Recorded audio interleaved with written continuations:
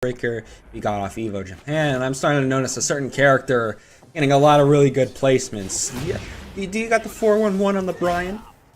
Bryan is always a very strong, commanding character. You see Rheloh hunting for those lows immediately, and Rheloh has been very good with this character since the Tekken 7 days. I commentated him with TSE streams and stuff back then. Right now, this is a veteran presence, and he's trying to stand up to a running joke and show him that there's nothing funny about Tekken. Absolutely not. There we go. Going to be able to keep that string going along with the heat. Trying to get to the corner. Try to get a wall, maybe a balcony break if we get the right trajectory. But all of these punches are going to be blocked. Woohoo! Nice launcher coming out from Running Joke there. Just kick him down. You know, he calls himself a running joke, but he's clearly capable of very serious play as he starts with an immediate counter into carry combo. Is he going to find the wall? He is. Gets the splat. Activates heat. He's teeing off NM. Absolutely. I mean, Running Joke, they're not a joke, but they're definitely running with the Lars, one of the most mobile characters in this game with their dynamic entry, silent entry, whatever stance they want to do, but they're still getting knocked down hard by Rheloh here. Blocks the machine gun punches, immediate counter, immediate punish. Rheloh's in rage, not going to get the chance to use it. NM, Running Joke is running away from this. That's the joke of this setup. Already has the heat again. And what do you think of the Lars versus Bryan matchup so far? Because Running Joke's making it look kind of one-sided. Absolutely, and the thing is, again, they got the high-low mix-ups for days. Rheloh can't really get up because of the Oki that's so strong of Running Joke now too, especially with a lot of the new moves and new options we got to a perfect 2. Yeah, Season 2 Lars coming in full clutch.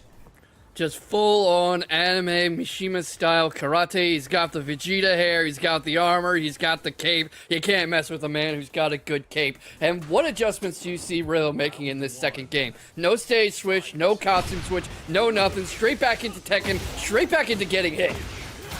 Right now, it doesn't seem like many adjustments are being made from Rheloh. Maybe still trying to download what Running Joke's trying to do. Again, trying to use those machine guns, but able to sidestep. That might have helped him out a lot here.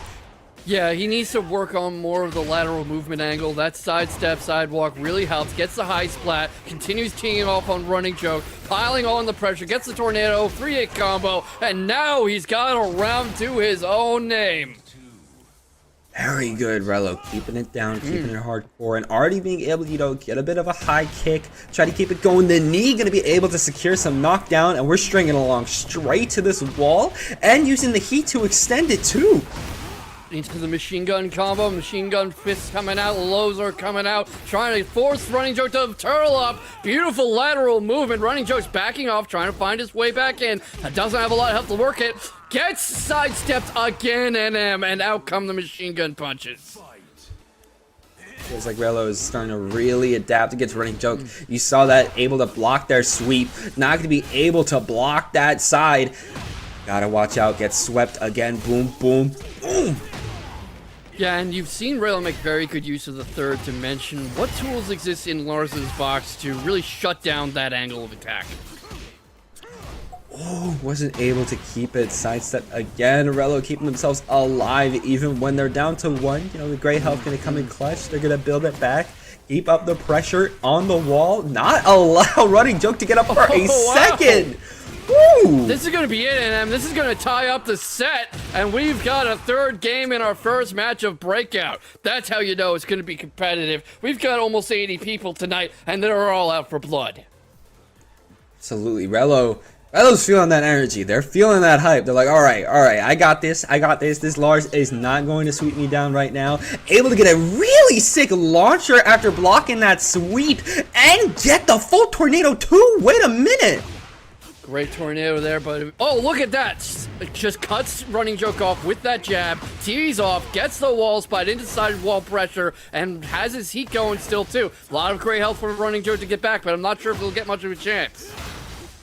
Absolutely not. Getting knocked back a little bit. Running Joke trying to find their opening, getting sidestepped constantly by Rheloh. We got to be using more of those universal moves. Heat dash right after. Can we find our connection? Right, he's looking for it, that's for damn sure. Misses a sweep attempt though, and that could cost him. That is a lot of damage, NM. It's gonna be enough damage. Another round on the board, and Rheloh's starting to run off with this. They're starting to feel very good. Able to get another knee. Running Joke stalled for a second, and now the heat's coming out for Rheloh. This could be a really sick string coming out. And sidestep again. Running Joke, you gotta be using those universals. Yeah, that's why I was asking you earlier about Lars' tracking options, because now that Rheloh's discovered that third dimension, he's using it again and again and again, and it's not looking like Running Joke can stop him. Yeah, Lars does have those tracking options. It's just a matter of if Running Joke wants to use them. I mean, they're using the entry follow-ups, as you see here, spinning back a little bit, trying to stay safe, but gotta be using more of those trackers. Oh, this might be what he needs, so activate T. Never mind, look at that counter. Ooh, me again. Try to find the opening, but gets swept. This could be really good for Running Joke. Just has to keep it up, and Lars can definitely string a long combo in this game, but not when you're missing the plane of trajectory that you need. Oh, and the rage. Into rage art. This might. Oh, whoa. Okay, that just happened. That was not what Rheloh was looking for. He's on the defensive, drops around, and after that failed rage art, not sure what happened there. Running Joke only needs 2 more to take this set. But of course, Rheloh is on set point. Absolutely. Boom, boom, boom. Trying to keep it going to the wall, especially as Rheloh is going to be able to, get a nice throw against Running Joke, as they're just trying to use their heat to get back in, but it's now spent. Running Joke does not have that option anymore. Yeah, not really any options left. He's trying to keep him in the air, gets the punish going, keeps him up on the wall, splats him. Right now, he's just trying to put on as much damage as he can. You see the sidestep of his own. Another wall splat, another grab, heading towards a final round, but gets launched. And do you think he can get out of this? Might be able to, but Rheloh has been making some very solid strings tonight, so we're just gonna have to wait and see, especially after that heat dash. Both have rage. They're gonna be able to get out though. Secure the balcony break. Very good for Running Joke. Oh, I thought for a second we weren't getting any follow-ups. Same. Look at that for a follow-up. We've got our first final round in our first match of the night. Absolutely beautiful. Everything before was trending, and now for both of them, it's the last ditch effort. Now or never. The 1-1-1 coming in clutch for Running Joke, as they're just trying to find the entry to enter themselves in against Rheloh, but not finding it. Yeah, it's really a feeling out process. Gets machine gun punched again after another sidestep, and he's being stuck in front of Rheloh too, which is not where you want to be against a Bryan. Absolutely not, especially when that Bryan is just again stringing you along and taking you out.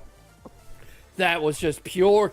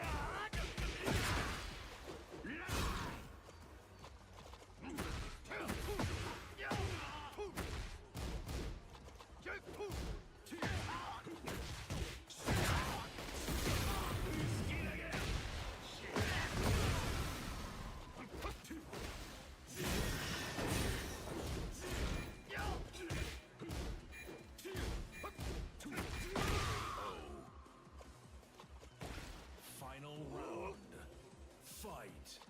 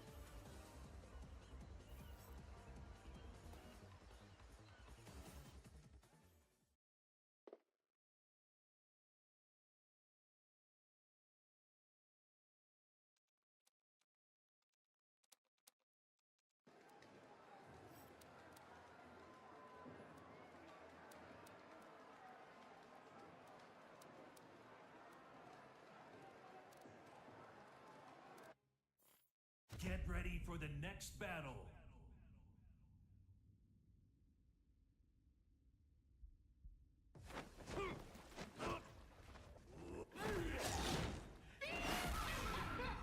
Round 1. Fight.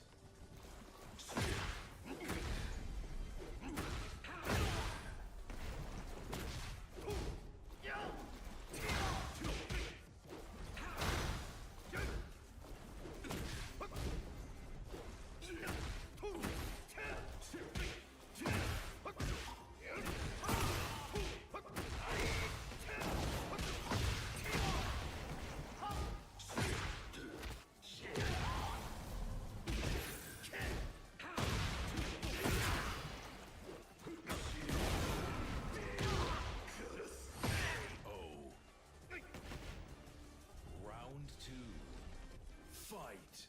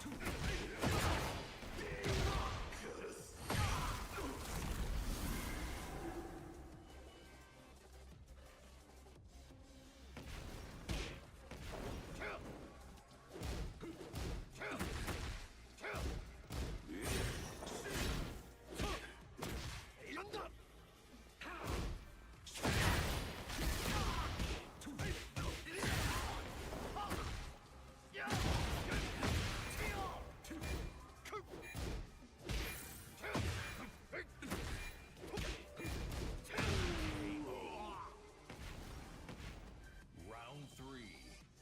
Fight.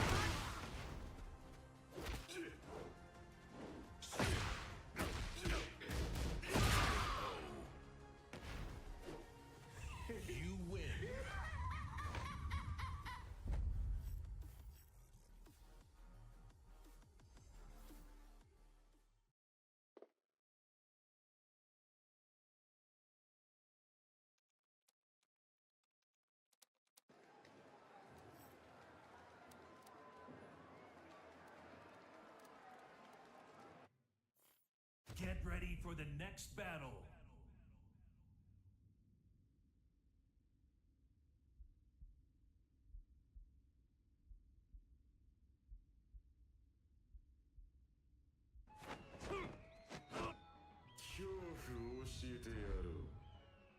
Round 1. Fight.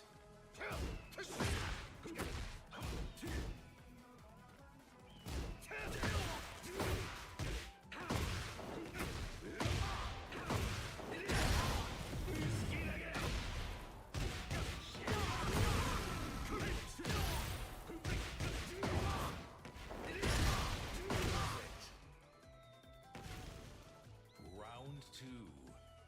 Fight.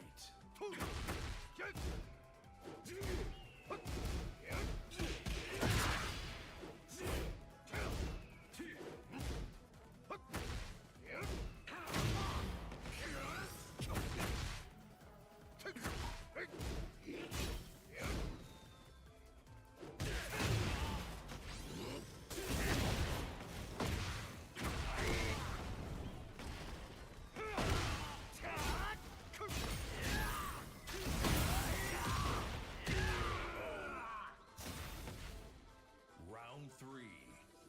Fight.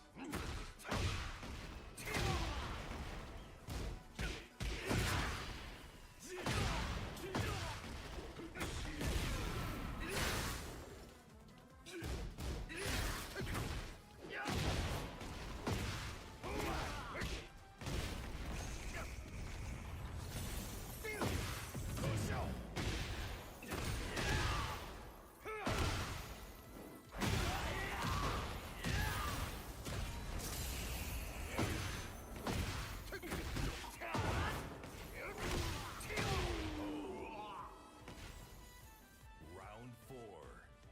Fight.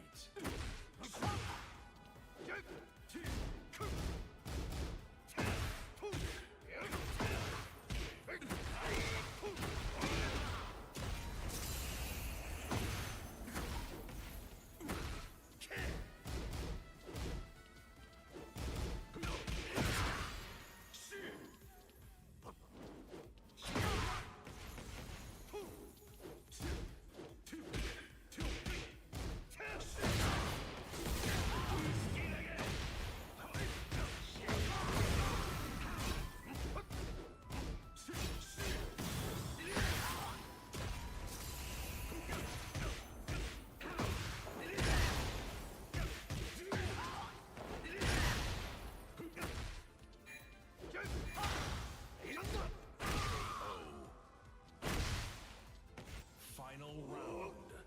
Fight.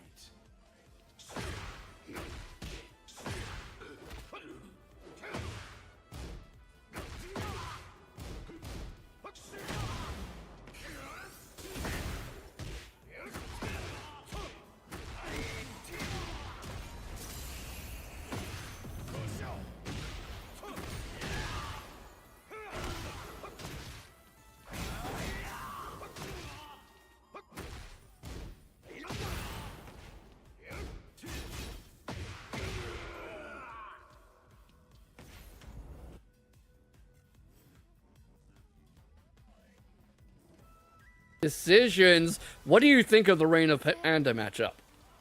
Round 1. Or that custom? What the hell? It's a nice custom. It's a nice, like, you know, little cutesy pink custom from the Panda. The blank eyes are creeping me out. I have to make an executive decision about this. But yeah, the matchup, NM. The matchup between Reina and Panda. I mean, Reina, of course, is a very scrappy character. Make their way in, try to go high-low. Panda, of course, is just your standard bear shenanigans. I feel like if Reina is just able to make their way in, maybe go for sweep low, while King Servbot maybe trying to go for a high, it's just going to be simply put of which plane you are doing in terms of the lateral sense. Yeah, I like DFGX's patience here, but King Servbot's getting away with an awful lot. Catching GVX coming in, gets the first round, and, you know, King Servbot has been part of the Bear Mafia for a long time. He's very prominent in the Bear community Discord, always promotes other Bear players, and I bet he's really happy to see how well Rankshoot's been doing. I mean, if you're a bear main like that, literally your ride or die, you're definitely gonna feel happy with how good Rangchu's been doing. And King Servbot, they gotta find a way to get back in themselves because again, these high lows are coming out crazy for Oblast.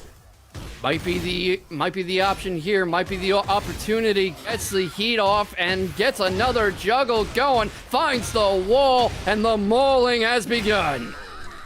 Yes, the mauling has begun. There we go. Good to be able to get knocked out as King Servbot has one more to go before they get this first game. Goes into hunting stance, activates heat, continues the pressure, not letting DVX up. Oblast is not able to stop the grabs, gets side switched again, another wall splat. Oh my goodness, NM. Whew, absolutely insane. And again, trying to jump in King Servbot, but getting chipped out a little bit by Oblast. At least trying to make sure they can't get out, but never mind. The Panda headbutts are coming out like crazy. We're trying to use our heat and make our way back in, but it's a standstill right now. Yeah, do you think that maybe Oblast is a little under-aggressive? Starting to wrap it up now. Ramp it up is the word I wanted, not wrap it up. It starts to amp up the aggression, starts to really get more in King Servbot's space. You've been seeing through this first game, though, how much room he's giving Servbot. Really giving Servbot a lot of room if they want to do something. And yeah, going for a string when the rage is coming out. That's going to be death, buddy. You're gone. You're gone. That is the first game, and hopefully a costume change from King Servbot, because that thing is seriously cursed. Okay, I'm starting to see it now. I'm sorry. Yeah.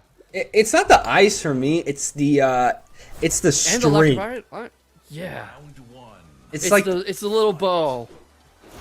It's like the extender of the bow. That's kind of like going through the head at some point. That's kind of what it is for me. I mean, bears are creepy in real life, so I guess it's on brand. You see the jab coming out for Oblast again, trying to force Servbot back, force him into a defensive posture, goes into the blocks again, baits out a punish, activates heat, might be able to take control. But there we go. Woo! And the parry coming out to King Servbot, getting a nice string, gonna be able to send Oblast back down, gonna be able to get a little bit of a knockdown again, and Oblast still trying to find their opening, but the hop kick, that's gonna be a little answer, a little one. Yep, there we go. Goes low again, goes for the grab. Playing a lot more with the stance, running low on time though, and the King Servbot's taking his turn back. Not gonna keep it back. Oblast takes his first round. Woo.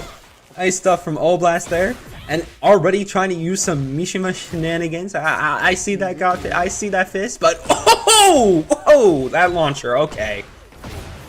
Oh my goodness, goes into the heat, gets the extender going, goes for the wall splat, finds it into Hunting Bear. Heat of Oblast's own though. And something I'm also noticing in this second game is Oblast not working off the flash punch combo so much. Woo! There we go, able to catch King Servbot though when their back was turned to them, trying to get a little bit of a sweep in there, but Oblast is taking a page from that book, and we get the throw, but we're not following up. Yeah, not really able to follow up. King Servbot's recovering too fast. Going for the Hunting Bear, going for the Rage Art. It's gonna find him again, and this is how the last game ended. Literally the same move too. Oblast has got to be watching out for these situations. When you both have rage, it's literally a game of cat and mouse. Literally just neutral footsies for days until somebody messes up and then you press the funny rage button. But that's not what Oblast is playing when it gets to that point, and it keeps killing them. Yeah, it really needs to have better control over pacing. And, you know, people on Twitter have been trying to tell us that there are no footsies. There is no neutral game. There is no defense. But then you see stuff like what King Servbot's doing.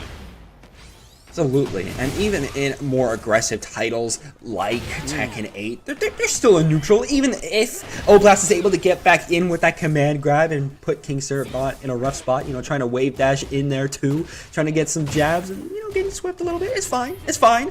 Out comes the Rage Art, it finds him. This might be enough, and I am leaving the possibility of shenanigans open, but that might put Oblast on survival point. No, they're dead. They are dead. They are full on dead. You know, I hear bear tastes pretty good, like in a stew. Who eats bear?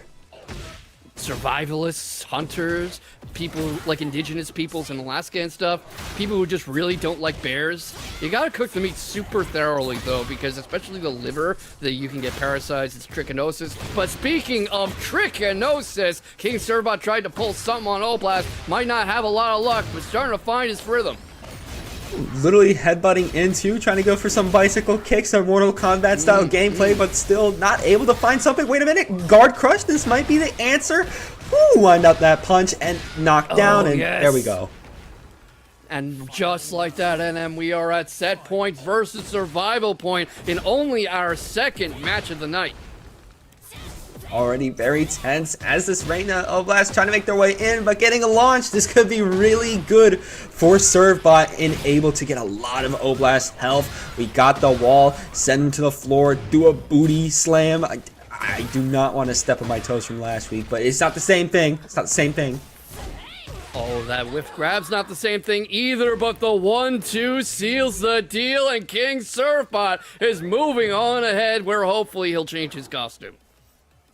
Yeah, it is literally just that, like the... Round one. Fight.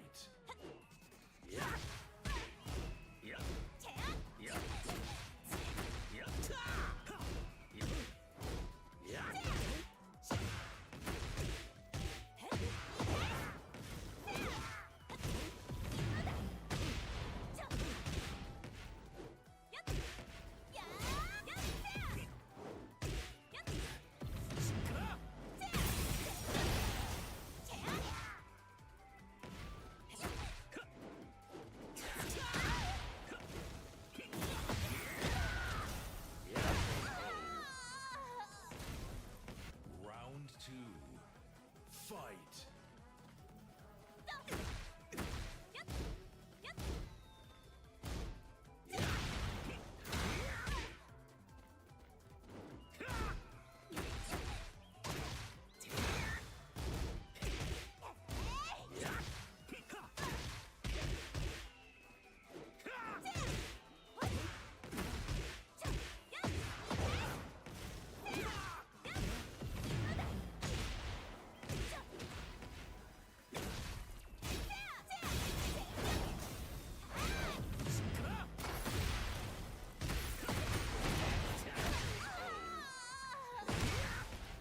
Round three.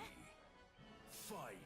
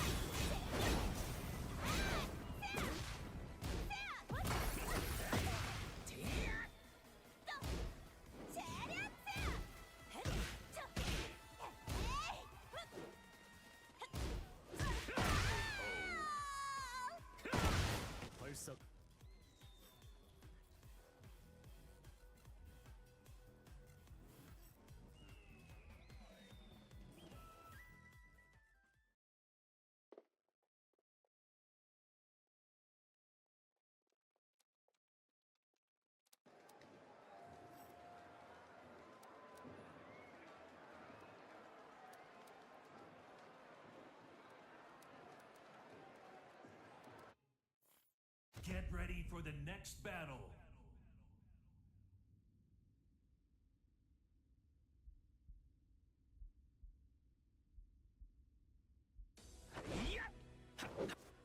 Round one. Fight.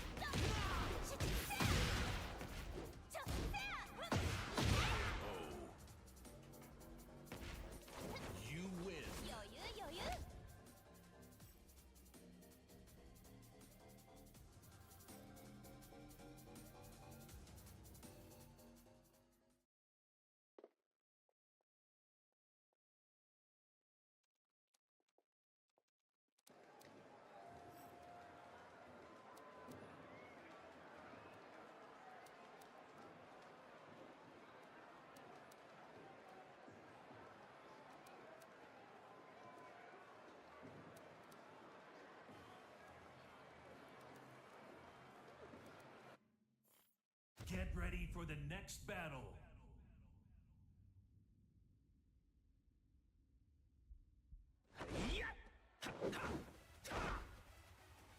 Round 1.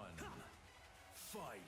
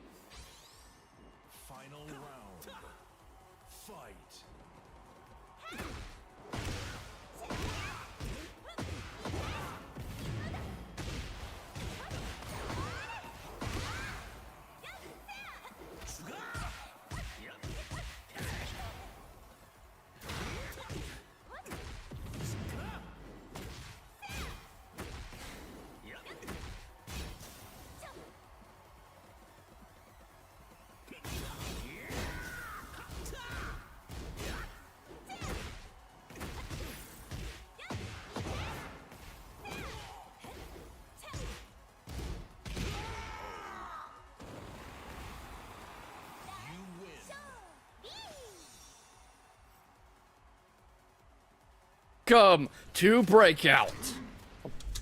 Ooh, okay. That is a sick Yoshi It is. costume. Oh, and the Xiaoyu too. They're both going for a similar vibe. I love it. Yeah, very kind of vaguely cyberpunk Tokyo streetwear looks going on right now. Very much liking it, and you know, it feels weather appropriate. You want to be wearing something like that in this kind of rainstorm.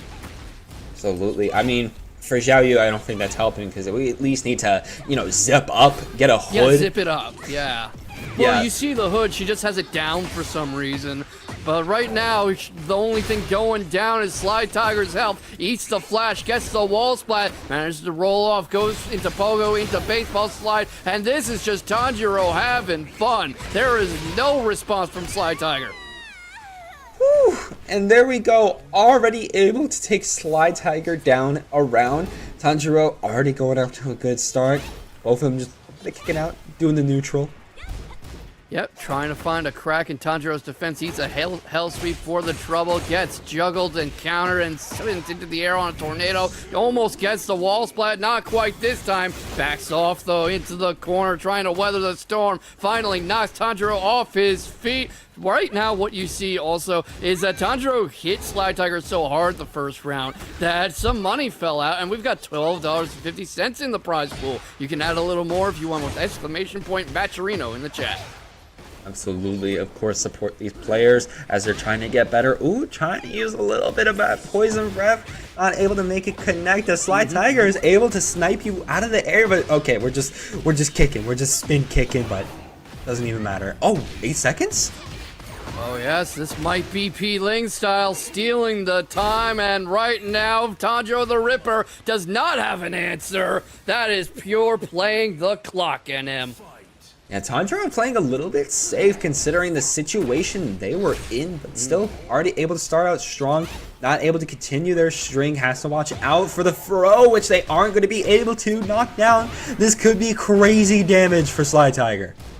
Oh, very, very much so, but TanjiroTheRipper has a lot of great health to get back, and what you're seeing too is that SlyTiger is extremely comfortable in Hypnotist. Keeps going back into that back turn every chance he gets. Absolutely. There we go. Heat dash your way in, but getting swept. TanjiroTheRapper able to come back out here, secure a tornado, secure that heat engager. We're here on the wall, and there we go. Nice heat smash. Yeah, all that great health's back. I might have spoken a hair too soon, but he does have Rage Art if he wants to continue this diss track. SlyTiger trying to kick him out of the booth and might just get what he wants.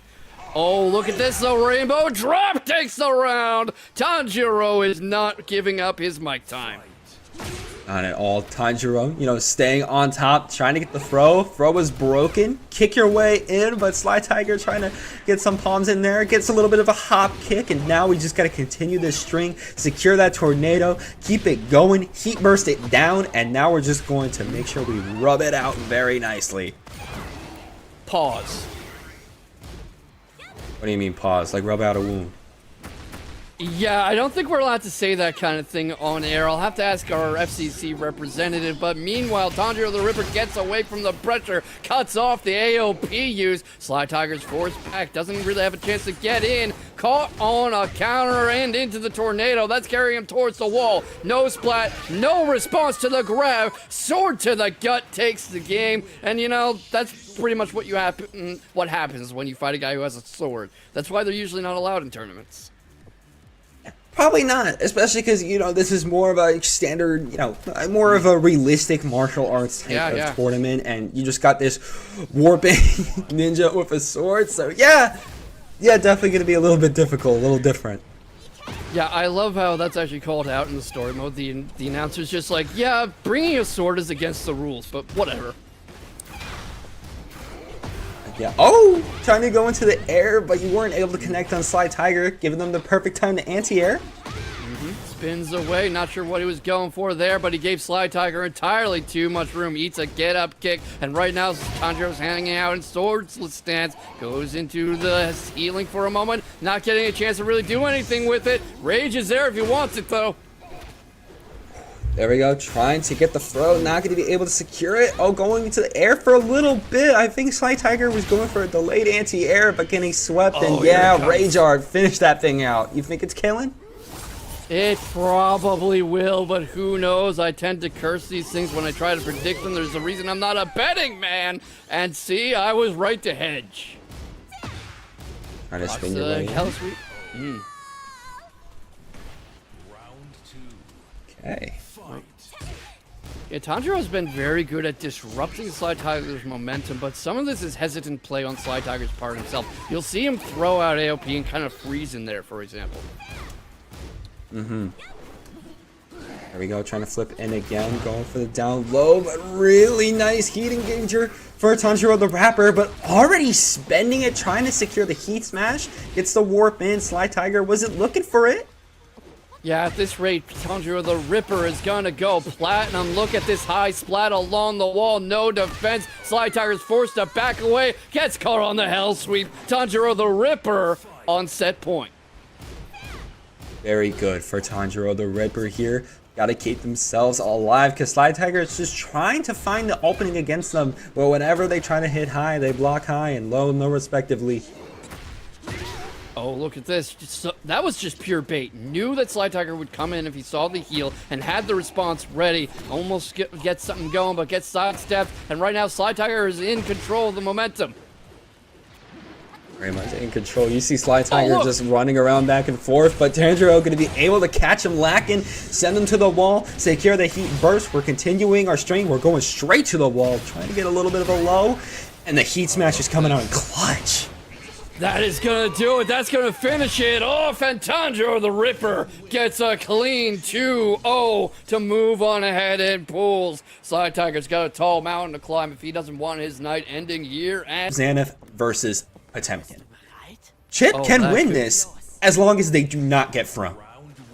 Yeah, especially with King, who in the current season is very much built around bullying you with the Jaguar sprint and that constant pressure. And right now the carry's going straight to the wall. Not quite a full splat, but keeps him in there with the getaway shove. Continues to juggle, drops the combo. Lunar has very little health to work with, though. Very little health indeed, but Lunar trying to make their way back in, but none of their options can be able to hit knee to the face by the JAKEMAN, and yeah, just get a few of those knee kicks in there. That's just gonna do it. Yeah, interesting from JAKEMAN that he's opening up primarily as a striker, which yes, you do need those to set up your grabs, but you only saw a couple grabs in that first round, and right now he's just teeing off on Lunar against the wall, uses Jaguar sprint to set up the further wall pressure, not letting Lunar get up. Heat burst comes out, eats the low parry. Very good parry for Lunar, but we gotta really make this string count. Gonna be able to use our heat here. They're gonna be able to get back up, trying to find another opening, but so many blocks are coming out from JAKEMAN, and there we go. Find your opening. Oh my goodness, that Sobat came at a beautiful time. Right now, you see Lunar trying to play this back and forth style, almost like you would see from a Feng Wei, where he's drawing you in with this evasion and the backward steps. But all it's doing is conceding real estate to JAKEMAN, who's happy to continue the pressure. He's not going for the chain, or maybe he was and it got broke. Might have been broken. I mean, it's one of those things that you can watch out for against the King because they do like to use it a good amount. You see it in crazy clips, and Lunar definitely knows what to do against it, but not able to find an opening again. JAKEMAN continuing to find it and find the win.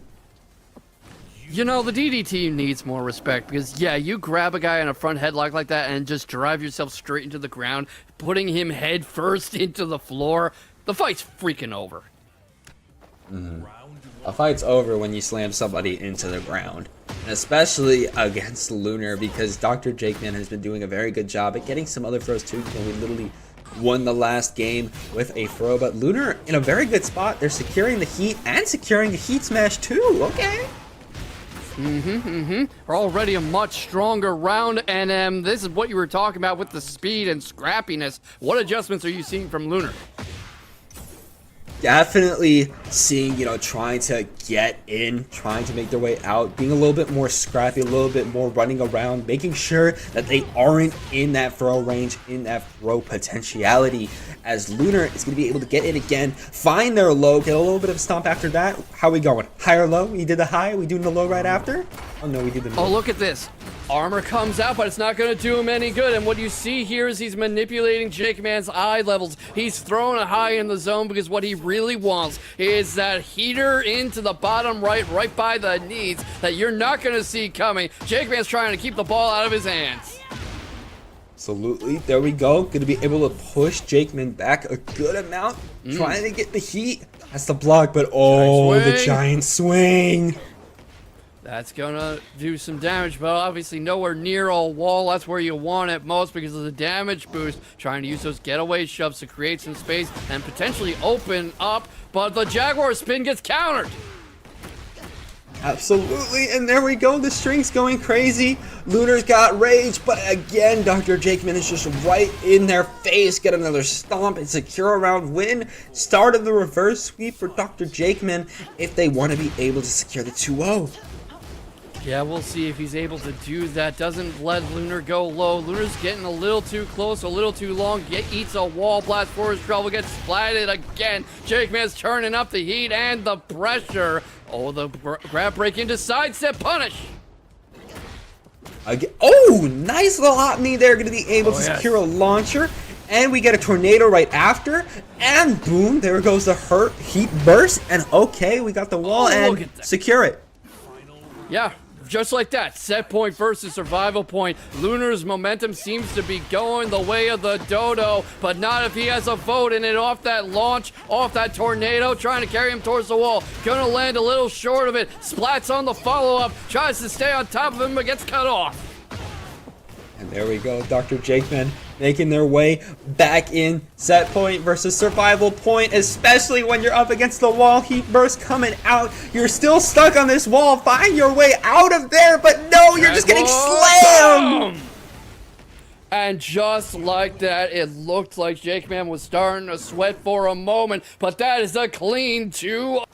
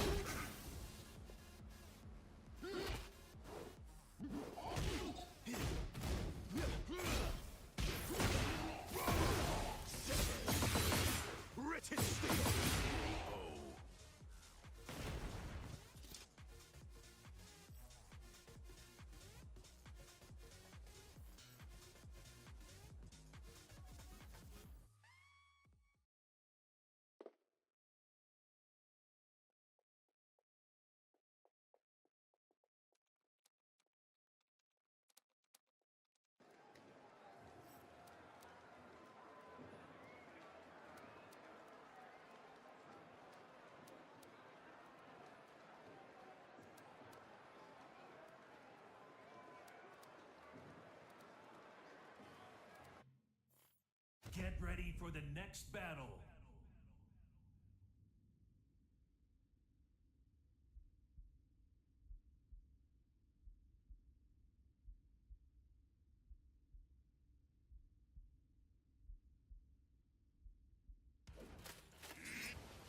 Round one.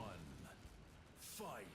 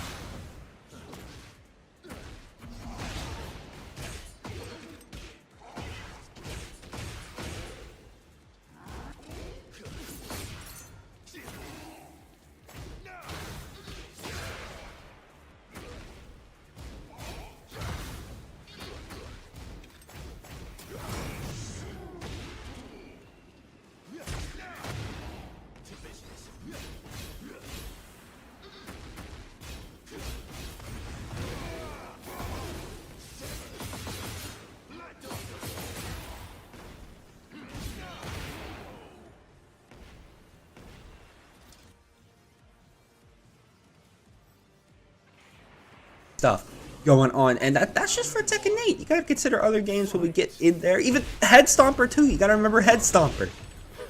You gotta remember Head Stomper, and who wants to stomp some heads? JoeCrush, the winningest TNS player, the guy who everyone in online Tekken either loves or loathes or dreads, coming in with the Juggernaut costume, and Shake is trying to take the fight right to him. Absolutely. Jake trying to make something crazy happen. Again, another Xiaoyu player actually able to mix it on JoeCrush, already taking a round off of them and blocking this startup. Yeah, Shake is a very good player. He's a Xiaoyu on par with Pling easily, and we all know the back and forth JoeCrush and Pling have a bit of an indecisive exchange leading into Shake's punish launcher. This is going to carry him far and wide and reach the wall. Bit of a splat, but JoeCrush quick to recover. Can he get out of this NM? We're just gonna have to wait and find Not out, yet. especially as, Jake coming in. Kick him down again? Oh, wow. 2 rounds unanswered on JoeCrush and him. Shake is on something right now. Maybe one-shot energy. Yeah, Shake is going absolutely crazy. Maybe got a good shake in their hand. It'll, keep them energized. But JoeCrush, they're starting to feel it, starting to jump their way in, get a kick, make some space, get your heat engager going. And this is more like the Joe we know. The Mog is machining, the Mog is mocking, the Juggernaut is juggernauty, and right now he's just trying to catch Shake coming in and overextending. Absolutely. And try to find your opening. There we go, JoeCrush. We're going to be crushing it, going all the way to the wall, flexing our robotic muscles. But again, got to find another opening. Able to get the heat engager. That's definitely what we need. But these highs are not working. Yeah, they're just not working at all. Goes low again, and Shake has no answer to it. That's how JoeCrush loves to open people up, if you've noticed. I have definitely noticed that, especially as, again, JoeCrush, try to find your opening, but you can't. Shake still got you down. That telephone pole of a jab is there whenever JoeCrush wants it. He usually uses it to cut off your momentum. Shades of Fatality, Klitschko in his prime. And just like that, he makes the reverse sweep to take the first game. Whew. Very strong from JoeCrush, of course, sponsored by Paragon. So you already know that they are a very, very strong player if they got them under their belt. Yeah, just incredible stuff from Paragon. They field some of the best in the business, and JoeCrush, you know, he's won several breakouts himself. He's a multi-time champion here. Hasn't been in a bracket for a while. He hasn't won one in a while, but anytime he shows up, he's pretty much the man to beat. The man has won against Arslan Ash, against Knee, you name him, and JoeCrush has probably beaten him at least once. And I just want to point out, don't think it went unnoticed, DJ. I did see your direct contribution to the prize pool, $15.50. We're sitting at $28 exactly. So, of course, if you want to contribute towards that, it's that Match Arena link you see in the Twitch channel. Even just claim a code. Claim a code because, actually, no, I'm a liar. You can't. We don't got any. They're gone. Oh, wow. Already, all those are gone. Thank you very much for your generosity. Shake with a very generous lead in this second game already. But we saw this happen last time, NM. He took 2 rounds very early on, very quickly, and JoeCrush basically woke up. Yeah, he literally woke up against Shake, and now, you know, starting to go up and down, trying to secure some jump-ins, but Shake holding it down, getting a little bit of chip, some stray hits happening for JoeCrush. Woo! Alright, but not really able to get JoeCrush very far. The launcher's there, the air combo, wall splat for Shake, who activates heat, keeps up the punishment, sidesteps around, doesn't let him up. Gotta be careful though, that rage art is there, and there's plenty of gray health. Particle barrier. There we go, gonna be kicking them on the floor, you know, slide JoeCrush over to that wall. Can Shake find something good? No, gets grabbed. And yeah, no, that's going to be death off of that floor break. Yeah, you would expect that to happen after you get powerbombed through the floor like that and fall like 50 feet. And you know what? This is kind of a canon event because this is pretty much what's happening in the story mode when Jin's in his head. Xiaoyu's fighting like 20 Jack 8s outside. Absolutely, and that's gotta feel very brutal too, especially as, again, JoeCrush is just running in. Shake keeps getting flipped, cannot find their way out. Yeah, this is a real saute operation going on. Just constant flipping in the pan, and the heat's not letting up at all. Hot pan, hot oil, hot Tekken action. JoeCrush on set point. JoeCrush gotta be feeling very good right now. Again, trying to find a good opening, but Shake is starting to get some good hits, get the knockdown, kick him down. But we gotta find some good strengths, you know, some good damage, not just, you know, little hits here and there. We gotta find some confirms. Yeah, the problem here, too, now that we're this far into the subconscious, is the walls aren't there anymore for Shake. Those long wall carries, the splats, the pressure, the setups for his heat. He's not really going to have any of those to resort to anymore. That is true. Not going to have that. Ooh, and the parry going to be working very well for JoeCrush. You know, it doesn't even matter. You know, they were getting a bit of a string there. You don't need walls. You don't need walls. Why do you need walls?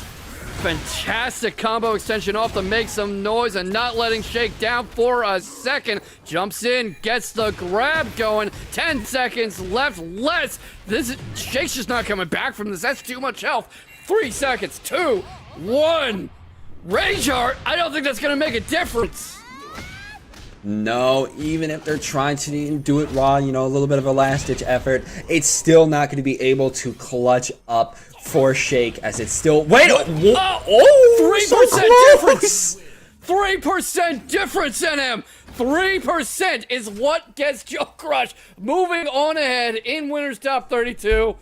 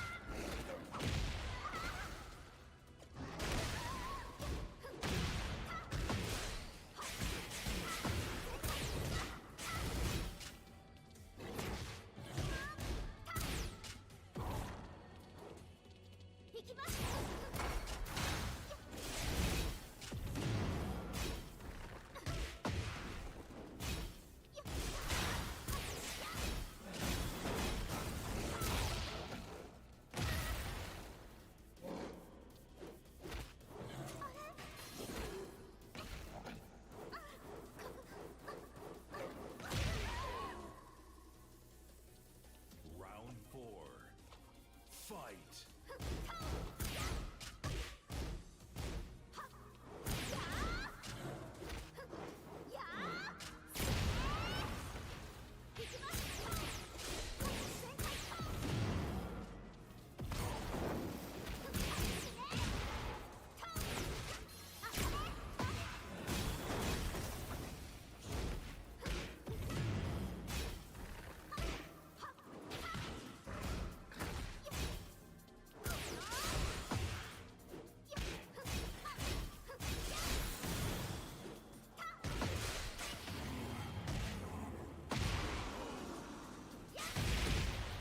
Final round.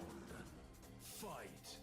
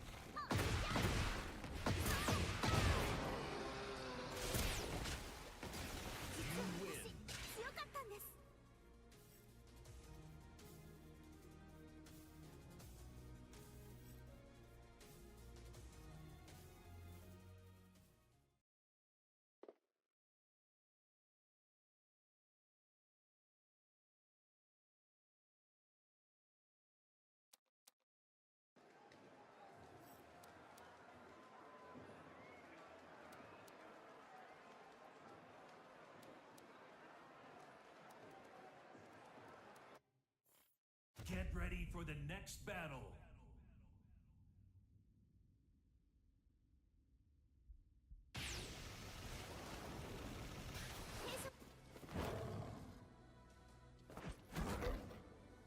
Round one. Fight.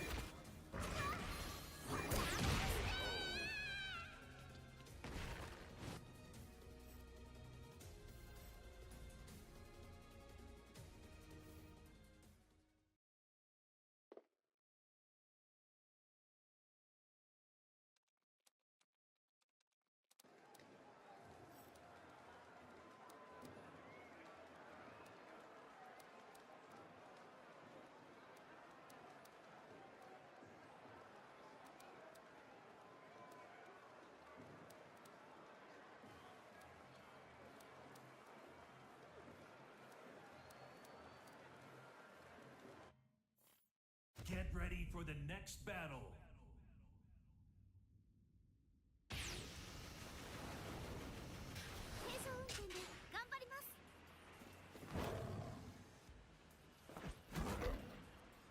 Round one. Fight.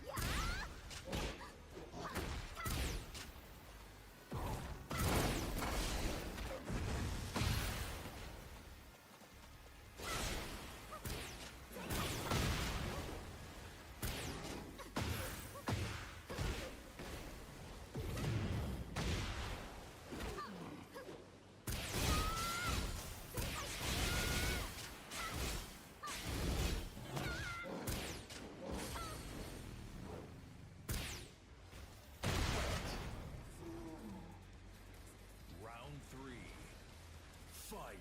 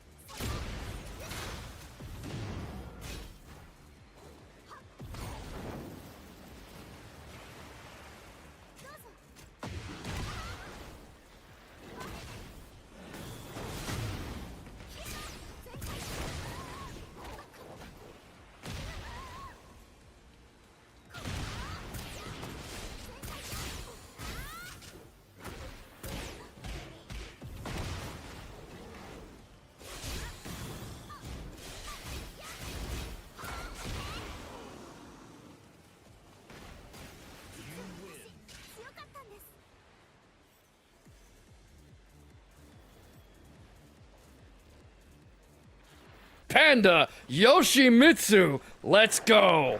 Hey, he took my advice. He changed the costume.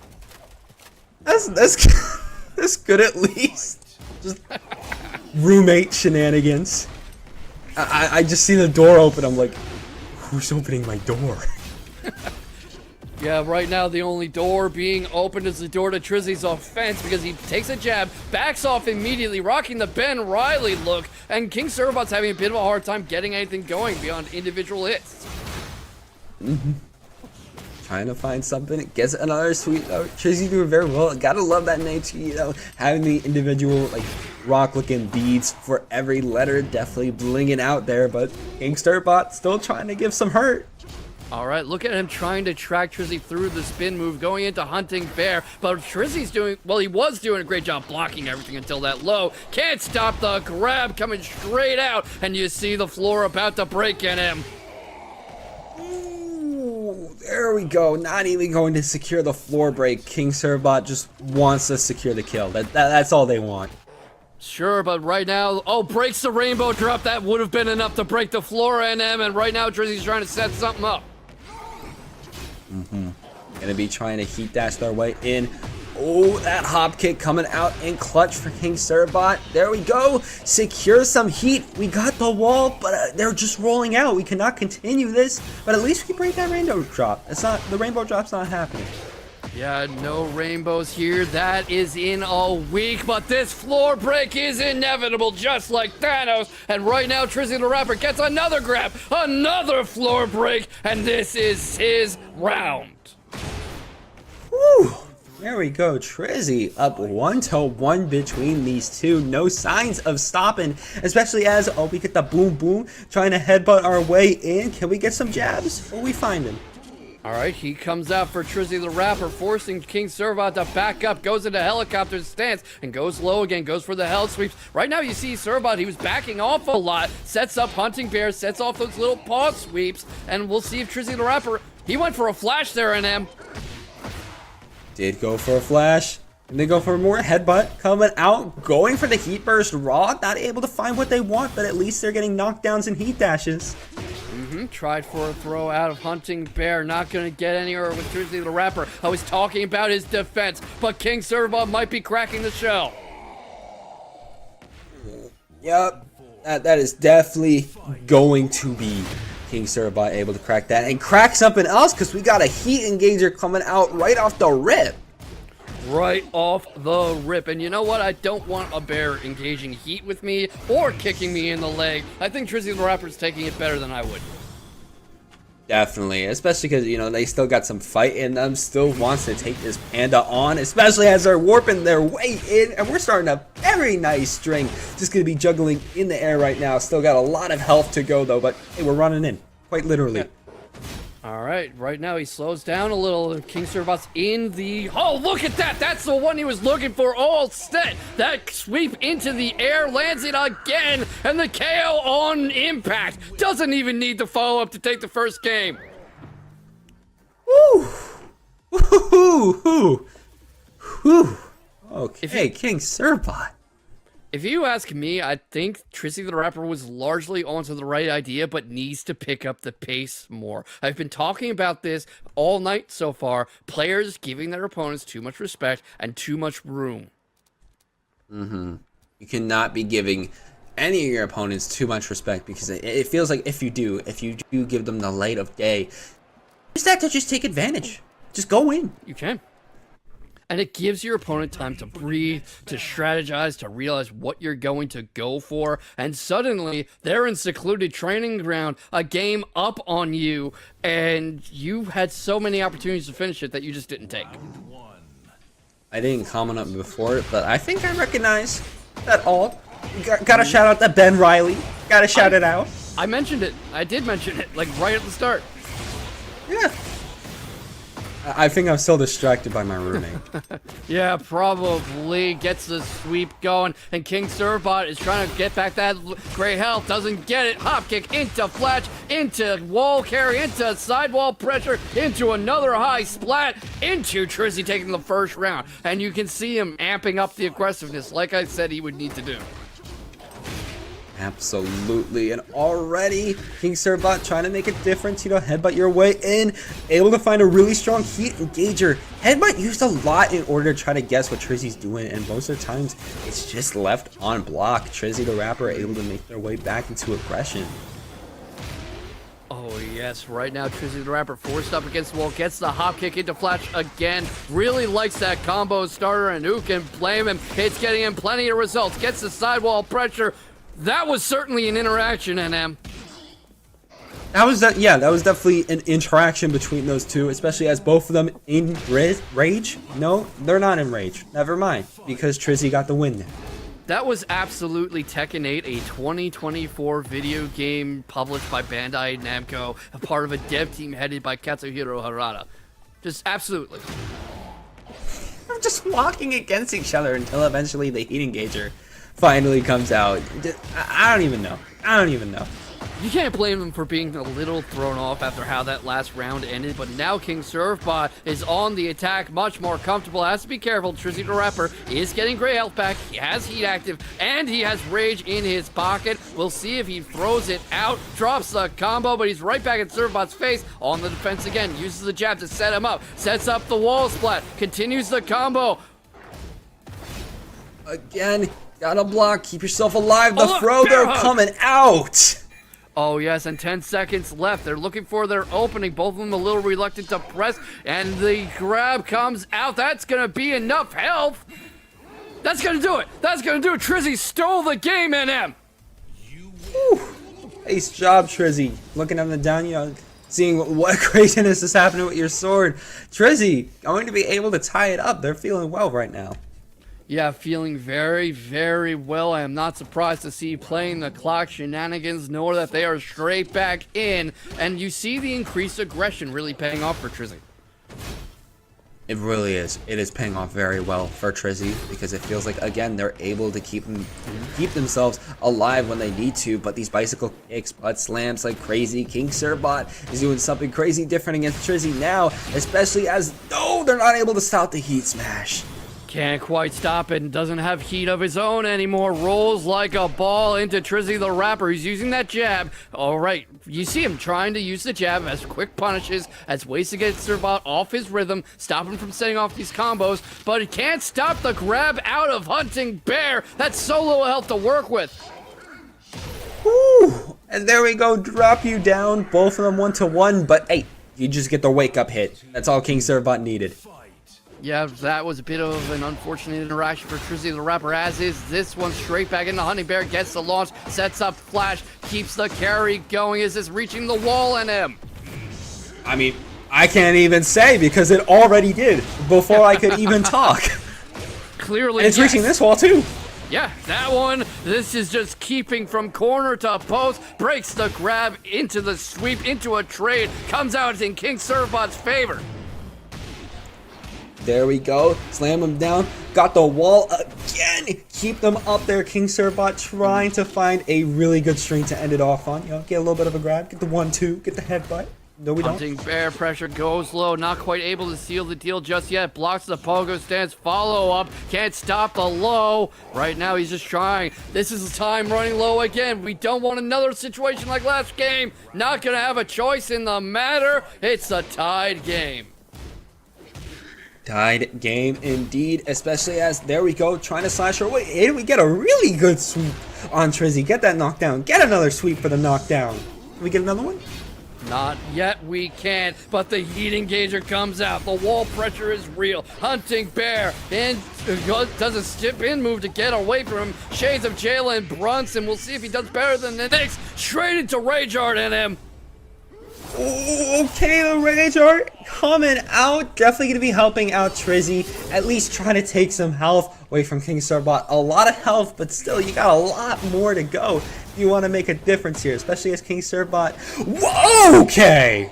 Oh, beautiful. Oh, wow. That was incredible work setting that up from King Surfbot as Trizzy started to back off. Now he's on set point. Now he's awake. Now he's got heat. Eats a flash. Both of them have heat going. This is a full kitchen experience in him.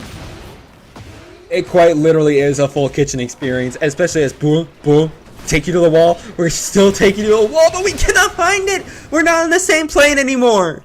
Beautiful timing on that spin move. We see the lateral movement coming out. Can't stop that grab. I think King Surfbot has a 100% success rate with that grab right now, NM. Really does. And we're literally just trying to play so safe right now. Gets And the gets the flip That's gonna again! do it! That's gonna do it! That's the set! The same move that took the second round. The previous round is also how this entire set ends. Wow. I don't even have words. I don't even have words. That's absolutely... A common mistake in Tekken, anywhere you know, top 8s in Evo, locals, weeklies, is you run out of health before your opponent does. And it turns out if you do that, NM, you lose. You do lose. You do lose. You do lose, and that's what JoeCrush is trying not to do. He's like, you know what? I don't like losing. I got a bit of experience with that in the last set. I got experience with that in TNS last night when I got eliminated in pools by Banana Nice. You know, how about you taste losing, Rheloh? Yeah, let's try to have Rheloh taste losing. JoeCrush definitely wants them to feel that. You know, charging in. Just do not give them a moment to breathe. And never mind, we do give them a moment to breathe. Yeah, but that low work is still coming out for JoeCrush, and expect him to try to shut down the lateral movement possibilities for Rheloh. You see him getting the side steps out, and in the match against Running Joke, that was really the point in Rheloh's favor, his lateral movement. Absolutely, and there we go. Get knocked down, and now we're immediately on round 2, and already JoeCrush going to be able to start a nice string. Okay. Gets the wall splat going. Activate T, continues the pressure. Might go for a wall break. We'll see if he gets the opportunity. Rheloh already starting to slip away, but now stuck in front of JoeCrush again. Joe drops the combo a little, not deterred. Gets the launcher. Continues to make some noise. The pressure continues. Perfect KO. Woo. Perfect KO indeed, especially as, alright, Rheloh already going to try to make their way back in. I see you. Alright, the windmills come out, not rewriting Don Quixote there. Rheloh refuses to tilt at them. Backs off a little, force JoeCrush to overextend. Activates Heat, has the wall pressure. Ooh, nice. Trying to go for the overhead. Again, stomp your way in. Trying to get some claps. Whiffs the throw and we're getting launched. Oh, that's a heck of a launch, especially against a player of JoeCrush's caliber. This is a lot of pain going on. The machine gun blows come out. That was a hell of a launch away. And another perfect. That was Rheloh saying, okay, you've got one. Let's see me do it. And already, again, trying to space each other out. They're both trying to play as safe as possible, but Rheloh's the one that's able to start their heat engager, start a string for the counter, try to go in, and gets a launcher. Oh my goodness, JoeCrush is having a hard time getting in this round. He's having a hard time getting off any real offense. Activates Heat, immediate counter, immediate low meaty going on. Backs off a little, the Heat Smash comes out, first one of the night for JoeCrush. And there we go. Try to, you know, push them back a little bit. Rheloh still got the health advantage, but they're on the wall right now. They're getting thrown down and, ooh, getting drilled by those hands. Never want to see that, especially speeding in. Oh, Rage Art. That should be enough, NM. That should be it. That should be Rheloh able to take the first game.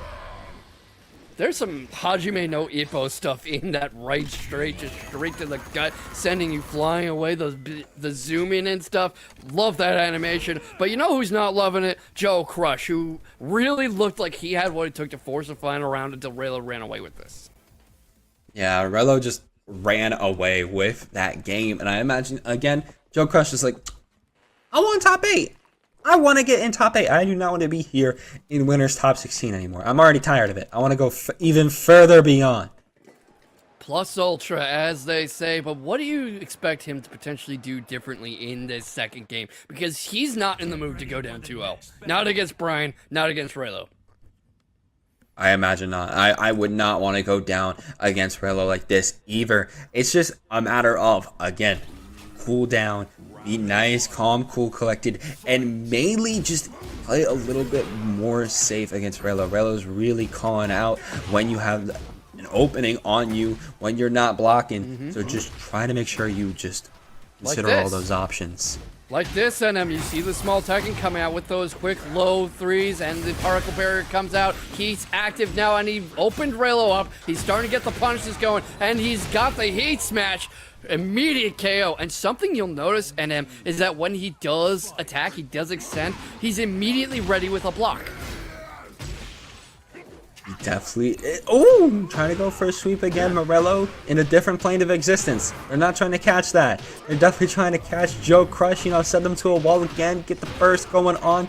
Try to keep it going on the wall. But can we keep it going? Breaks the grab, backs off a little, bit of a side step going, gets the launcher and immediate follow-up. Continues to try to take him to the wall, not quite able to get there. Can't break the grab. JoeCrush is going to try to go Mog mode at him. Absolutely, especially as, there we go, trying to get a guard crush. Very good for JoeCrush, crushing that guard and going to be able to take another life off of Rheloh's back. I've said it before, I know, but as much as I'm not a nerfing guy usually, I do think it's a bit silly that heat smash at 10 frames. Let's just ignore it. Can't ignore it when it's JoeCrush. It's a cornerstone of his arsenal. But right now, he's the cornerstone of Rheloh building his bracket run. Not at this rate. JoeCrush backs off a bit, uses the windmills. Knew Rheloh was going to come in at him. Absolutely knew it indeed. Got you on the wall again. Rheloh, you got to find your way out unless JoeCrush is going to be able to get it. It's the guard crush again. We're trying to go for our 1-2s, but we just get hit straight in the dome. That I was likening that to Vladimir Klitschko at the time. That is a bit of a Lennox Lewis right straight. As soon as you drop your guard for a moment, he unloads, he opens the guard, and boom! And you are tasting canvas, my friend. Tied set. Tied set indeed between these two. JoeCrush and Rheloh both getting the download against each other. But now it's just a matter of who's going to win this last game, you know, take it and move on to be one of our top 8. You know, you get your character put onto the board. You know, everybody sees like, oh, okay, they're playing them. I see it. Definitely want that.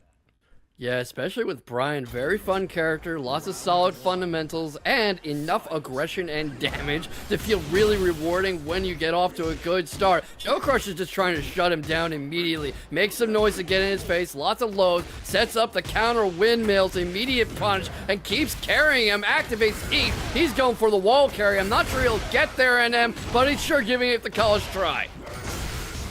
Yeah, again, he's giving it the college try, trying to go back and forth again. Rheloh got to find an opening, but you just keep getting hit and hit, but you're not finding a hit of your own. One more, secure the perfect. That was a beautiful perfect from JoeCrush. It seems like he's getting a very good read on Rheloh's tendencies. Not enough to get launched, though. Not enough indeed. Getting launched, you're getting hit all the way down, and you're just getting sidestep after sidestep. Rheloh's trying to find their opening, but again, can't. Yeah, this is the problem that JoeCrush just adapts so quickly. He's rocking the Juggernaut, but he should really be rocking Doomsday or a Mazo, because the same thing doesn't kill him twice. Does not. It really does not. Especially as, again, find your openings. Oh, you get a little bit of a guard crush. Be very good. Again, Rheloh really good at getting a lot of these hits lately and confirming after it, but these strings dealing very low damage, very short for what they want. Love how he set up that grab, though, off the jumping 2, it looked like, and immediately Rheloh just on the back foot. He's got him up against the wall. He's trying to keep the pressure going. 10 seconds left. Another grab going. That might be enough to steal this NM. I mean, especially as they get reversed. Jab after jab. There we go. Rheloh keeping themselves alive, getting another round. You know, JoeCrush maybe was thinking he had that. He had the life lead. He had the time. He could take his foot off the gas a little. Rheloh expected that to come out. Immediately out swinging, takes the entire round, gets the kill, and he's trying to match up the aggression. Again, ooh, going to be able to get the heat burst in there. Has to block what Rheloh's trying to do. Rheloh trying to jab it out, get the knee. Not going to be able to get much, though. Trying to get the throw. I like those little low threes Rheloh was doing to break JoeCrush's momentum. Blocks the particle barrier, tries to sidestep some more, gets caught on the tracking. JoeCrush is wise to these antics, NM. They absolutely are. They know exactly what Rheloh's trying to do, but Rheloh, again, going to be able to machine gun their way back in, try to find a little kick, not going to be able to break the throw. The lows. The lows. He always goes back to the lows, NM. That's how he breaks your structure. That's how he opens you up, softens you up, and he uses his range on you, because Jack 8 is probably the closest thing to a zoner that Tekken 8 has. Again, they're still really good at rushing down their opponent. Yes. Still have very good range game, as you're seeing right here. Able to keep a little bit of distance while still putting oppression out full force, and might be enough. No, wait a minute. Gets the sidewalk going. This might be enough to get a bit of momentum on Rheloh's side, but he baits out the low and gets the kill off the 2. JoeCrush is in top 8.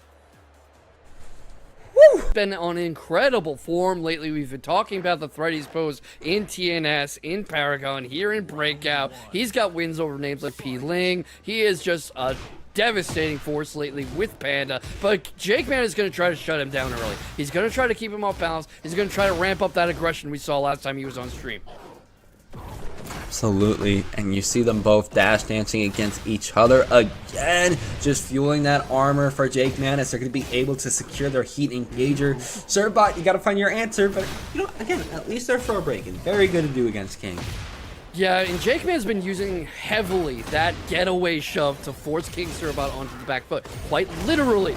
And you're going to see King Serbot maybe start looking for that, looking for times to block it, to exploit it, to punish it. JAKEMAN gets the giant swing, though. I think that's going to find the wall, and it does! It gets the kill! JAKEMAN takes the first round. Very good coming out there from Dr.theJAKEMAN. Especially as they're just moving up again. Even if you aren't hitting your opponent, at least making them defend and giving yourself that advantage. Oh, very good. Especially as JAKEMAN's starting to hit now. Yeah, and this is actually a bit of a scary stage to face a King on with all these close walls and, you know, things like the giant swing. Especially one like JAKEMAN, who clearly has exceptional stage awareness and always knows where he's standing on the level and how to get you where he needs. But nobody's been able to break this grab out of Hunting Bear yet, NM. Or this one. And again, we do that flip. That's the same flip he beat TrizzyTheRapper with last time he was on stream, NM. It was, and it's already helping out against JAKEMAN, especially as, again, they're trying to qualify for top 8. But JAKEMAN's still the one that's getting a lot of these hits and getting a really good throw there. Beautiful use of the Shining Wizard, and of course that's a pure 50-50 with giant swing, so it's so hard to defend unless you know exactly what you're looking for. JAKEMAN's got the pressure going. He has him up against the wall, stuck towards the corner, sets up a grab. We'll see if he goes for the chain. He can't. Throw broken. Ooh. Oh! There we go. Knock him down, but we're just going to spring kick our way back up. That was certainly a tactical decision from King Serbot. Must have been expecting something because he kind of just stood there and let the spring kick happen. Again, just trying to headbutt in, but JAKEMAN able to catch him lacking. Already starting another string, showing the audience exactly what's happening to Serbot as they're just getting their neck snapped a little bit, sent to the chiropractor. Yeah, immediate heat pressure too. Right now trying to set up the Jaguar Bomb. Not quite going to be able to break the defense. Eats a jab, but not deterred. Takes the first game off this corner pressure. Oh my gosh, NM. The aggression from Dr.theJAKEMAN. It literally does not stop. They just keep bullying and bullying and bullying until they get what they want. It is beautiful. Yeah, that is exactly what King needs to be, a smotherer, a rush downer. He needs to be tracked as he sidesteps. Hunting Bear comes out. He baits out the early muscle armor, goes low, and he's bullying JAKEMAN towards the wall. Already securing the wall, but again, that hot meat coming in clutch. Dr.theJAKEMAN's fine. Need to be able to continue that string, get a tornado, and the heat burst. Still just helping and helping. Alright, he overextended a little there, but no trouble. We'll see if he goes for the grab. He does. Goes for another one. Gets the stretch. I'd feel pretty good if I got that stretch, but King Serbot certainly doesn't. Jaguar Bomb takes the round. Round 2. Nice Jaguar Bomb. And of course, keep it going. Gonna be able to get that heat engager. Okay. My goodness, RKO out of nowhere. And you know, people have been complaining about that not really being reactable, but isn't that kind of the point? Isn't that the whole the watch out, why even have an RKO otherwise? He doesn't need one. The giant swing comes out and JAKEMAN is on set point. Woo, JAKEMAN just coming in here and just making a name for themselves, especially, okay, all right, Johnny Cage. I see Johnny Cage right here. Keep going for that shot. Yeah, keeps going for it. King Serbot's trying to keep him airborne. Goes for heat. Continues the combo. Extends. Not quite able to follow through. JAKEMAN avoids it, but the pressure's still on. Pressure still on indeed. Got you on the back foot, continuing to roll, but there we go. Rage intact for Dr.TheJAKEMAN if they want to use it, and they got a good knockdown on King Servbot. He's finding a good opportunity for it if he wants it. Shining Wizard comes out, slivers of health. All he needs is another good interaction. He finds it. He's in top 8. King Servbot goes down to lower bracket. Whew. Very good for King Servbot, able to keep themselves alive and again secure that top 8. Going to be moving. Welcome to our next top 16 match. Next top 16 match. Indeed, these two have been waiting a minute, but now they're going to be getting into it to see who moves on to top 8. Yeah, absolutely. And right now, you're seeing what I was talking about with LemusAlexander's lows, his mix-ups, his abilities to jam up those chainsaws to stop AimedTwo from really getting much started. Sways to the side, immediate punish, rushes in, gets another low, and AimedTwo is going to have to start eyeing the lower half of that batter's box, of that strike zone. Absolutely. AimedTwo keeping themselves alive, going to be able to knock Alexander down, and we're going for a full string again. Going to the wall, not able to keep it though, but hey, we might be going to another one. No, we're getting a perfect. Yeah, and that's about what happens when you take on somebody who has chainsaw arms, and you see what I was talking about, how AimedTwo is benefiting from having so much room on this stage. AimedTwo really able to feel for themselves, you know, able to fly around like crazy, able to get the mixes they want, especially the wall pressure too, able to get the low after for the knockdown too. Alexander cannot breathe. All right, starting to get a little breathing room. Eats the 2 though and gets put against the wall again. Chainsawed again. AimedTwo already up around on Lemus. Immediately starts with the jump back. Tried to create some space. LemusAlexander very aggressive. We'll see if he pays for it. Absolutely, especially as again trying to go for an overhead. AimedTwo, what are we trying to find? Going for the 1-2. Still getting a lot of our stuff blocked. Can't even get the lows out. Can't quite get them out at all. You'll see LemusAlexander maybe going for some of them. Didn't really get a chance to there. Immediate launcher combo continuing. AimedTwo lets it drop, activates heat, tries to close the distance a little, trying to drive Lemus towards that wall. Not getting a whole lot of luck yet. Maybe doesn't even need it. Might not even need it. Wait a minute, we were running into the range. Yeah, we were trying to do something. Obviously not going to get anywhere near killing, but that's going to be a lot of great health back and a momentum shift. Might snap AimedTwo out of their train of thought and really just disrupt their focus. No, never mind. Doesn't even matter. And they're going to be able to shoot their arms out, standing there. AimedTwo already going to be able to take a game on the board. Yeah, just very, very swift control of that round. LemusAlexander just jumps straight back in. No stage switch or anything. Goes low again on the guard. Gets sidestepped. An immediate heat engage from AimedTwo, who's starting to wake up laterally. Okay, and already trying to get in. Alexander, though, trying to be able to get the momentum back in their favor. Cannot find the heat, though. Bit of an awkward interaction there, and so was this one, but the lateral movement was on LemusAlexander's side, trying to get AimedTwo towards the wall, look for some kind of pressure, not quite gonna get it. Let's see what he does. Gets the handstand going, but smacked right out of it, and AimedTwo just drops the combo, eats a low.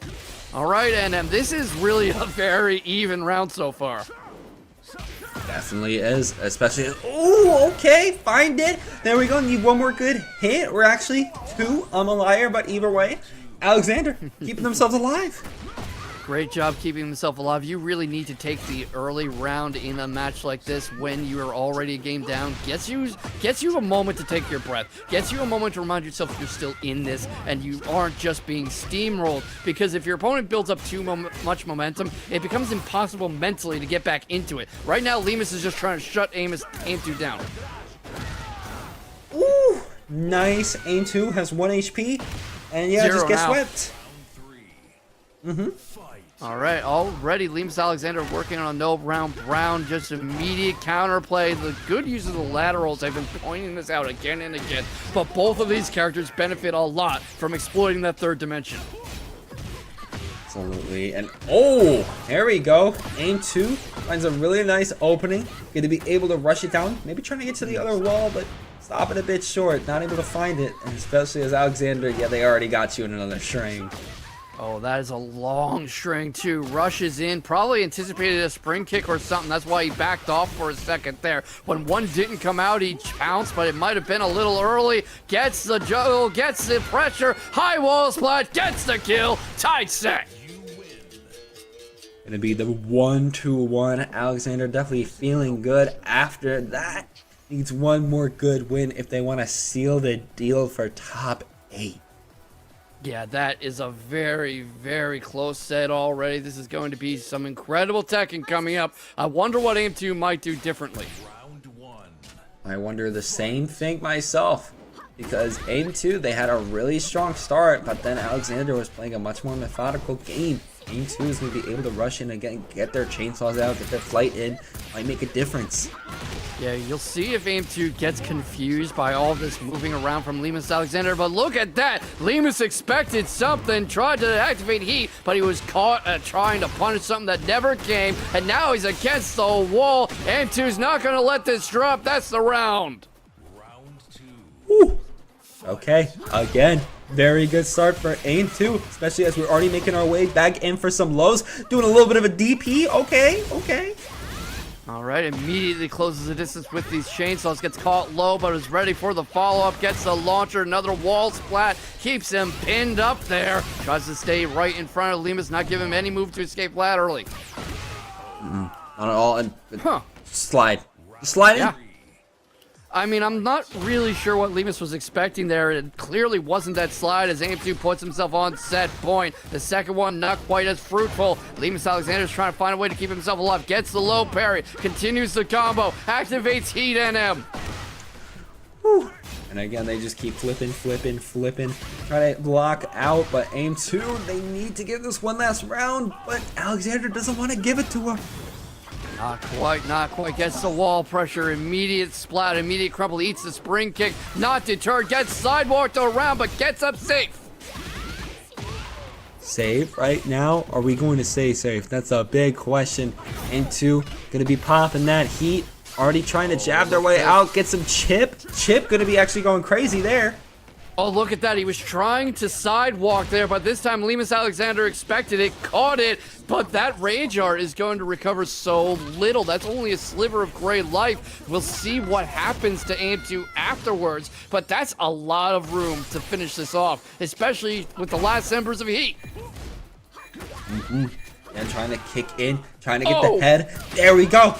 AimedTwo's moving on to top 8.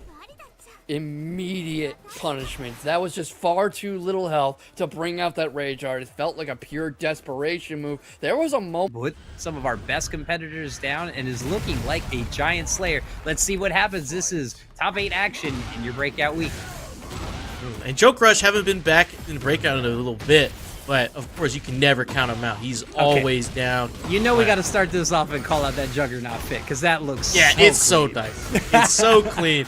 Man, Jack has so many great customization options as we get a wall splat and a perfect round to start out. JoeCrush already mogging Donte the first round.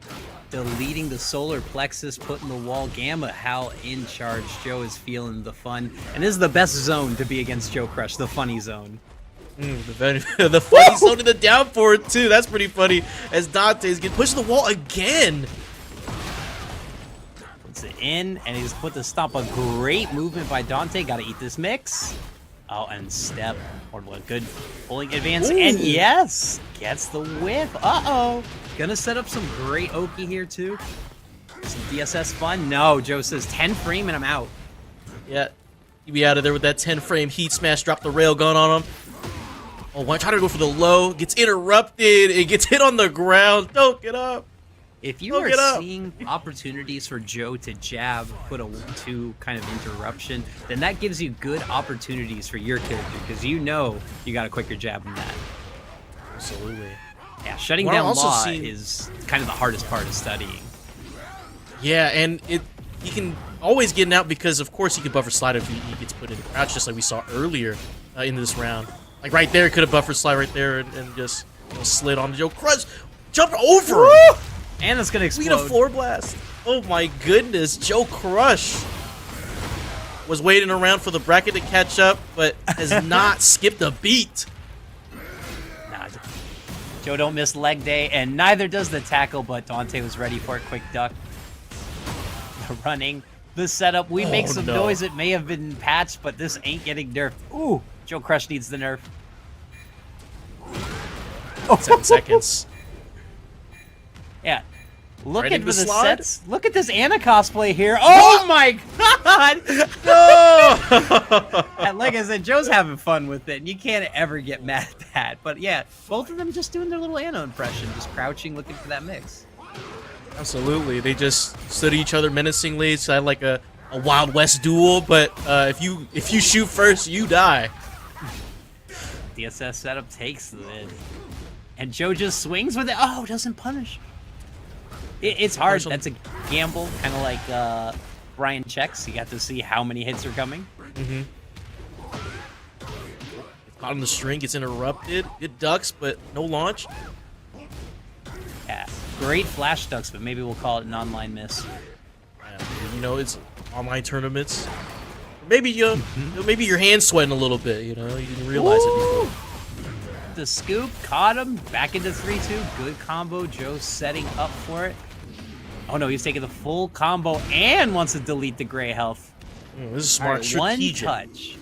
Yeah. JoeCrush coming in with the heat, can make it. Can also put a 10-frame trap because you know that heat smash will kill. Oh! It does it. It's not enough. The armor is not enough. It's scaled, but just not enough life, not enough left on the nunchucks. But you always have that fear, like maybe, just maybe this is the time you live with a pixel. And this is after the Harada's divine blessing of 20 extra health too. So you know, this is. Oh, it gets hit by the nunchucks. Donte pushing it forward with the law. Great patience. Can't walk for it. Just trades corners. Trade positions. Oh, the tackle. It is hard because you just know Joe. Oh, never mind. We set it up. And one more mix with the charge. He has been dead set on getting that press. I don't know about Joe. Oh, missed the wall. Tornado. Pops Rage Art. Joe's gonna block this and launch it. Wow, that was a lot. That was a lot in a few seconds. Yeah, and I mean, like, it's got that good Marvel feel, you know? Every hit from Jack just feels like an A clap, you know? Almost like a Hagger running. And the thing about Joe is he's such a great guy. He's such a chill guy to talk to. You know, talk to him a little bit at Texas Showdown. But the way he plays does not reflect that, how chill he is. And I think it gets credence to, I think I saw a tweet someone saying, I think, you know, the most chill people play like the worst way with the worst characters. The most annoying. It is a lot of work to control all spaces of neutral, just Joe's specialty, but Joe does it with a flair of doing a seemingly innocuous, terrible move, and then blowing you up the second you want to press. It's like this. It's like its own little setup in your head. You're like, why would he do that move? And then you try to retaliate, and then he just blows you up with the regular stuff. Makes some noise. The tasty ducks are on Steve. point. He knows that, you know, especially with Jack and the Bears, it's so hard to step. He's so patient against the wall, then gets the exact way out. It's like you watch JoeCrush play, you think, oh, this guy's just moving forward. He's meshing, but like. He has there's a method to his madness. As you can see, the guard break. Good block on the low. I've learned my lesson. Anytime you see Gamma Howl in the opposite direction, do not press. Yeah, don't press. Setup, there's the armor, there's the power grabs, there's an explosion, the man can auto-correct and swing for the moon. Are we getting a little lava bonus? We sat on him. My goodness. Oh, Joe almost had a full combo. Joe is playing on the Tonka truck right now and just having all of the fun, taking every kid's lunch money, taking them all the way to the wall with Jack Carey, and we still got combos. Oh, trying to kill Donte right there. Donte stay on the ground, hit the heat smash. Pushing JoeCrush away. Makes some noise, hits again. The shoulder tackle, plant the seeds.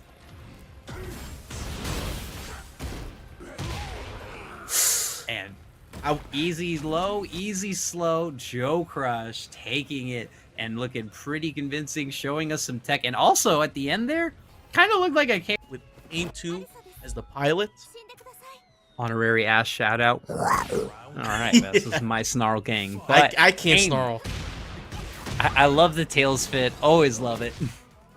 It's kind of like AimedTwo's signature. And I mean, Tekken 8's been out for over a year now. All your top players kind of have a favorite fit by now. Absolutely. Dr.TheJAKEMAN always has this this little hat on King, just on the regular. I think it's preset classy to have a default with just one little piece of flair. Yeah, I like that. Honestly, I could see King actually wearing that. You know, maybe he doesn't want to get the sun in his eye through the mask. In on this action, AimedTwo is committing to the offensive second round after playing a little more defensively, trying to feel out JAKEMAN's timing. JAKEMAN just happy with the defense. Oh, nice, that wall rising move. Homing. Oh, giant swing. Gonna get this to the wall. That's gonna be massive damage. Both players not in heat yet. Still have it available. Breaks the throw. Icing. Oh, Get giant off swing the again. ground.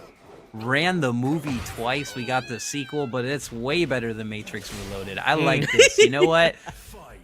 I feel like AimedTwo is going to have a huge change no matter what this game plays out, because this seems like a downloading phase.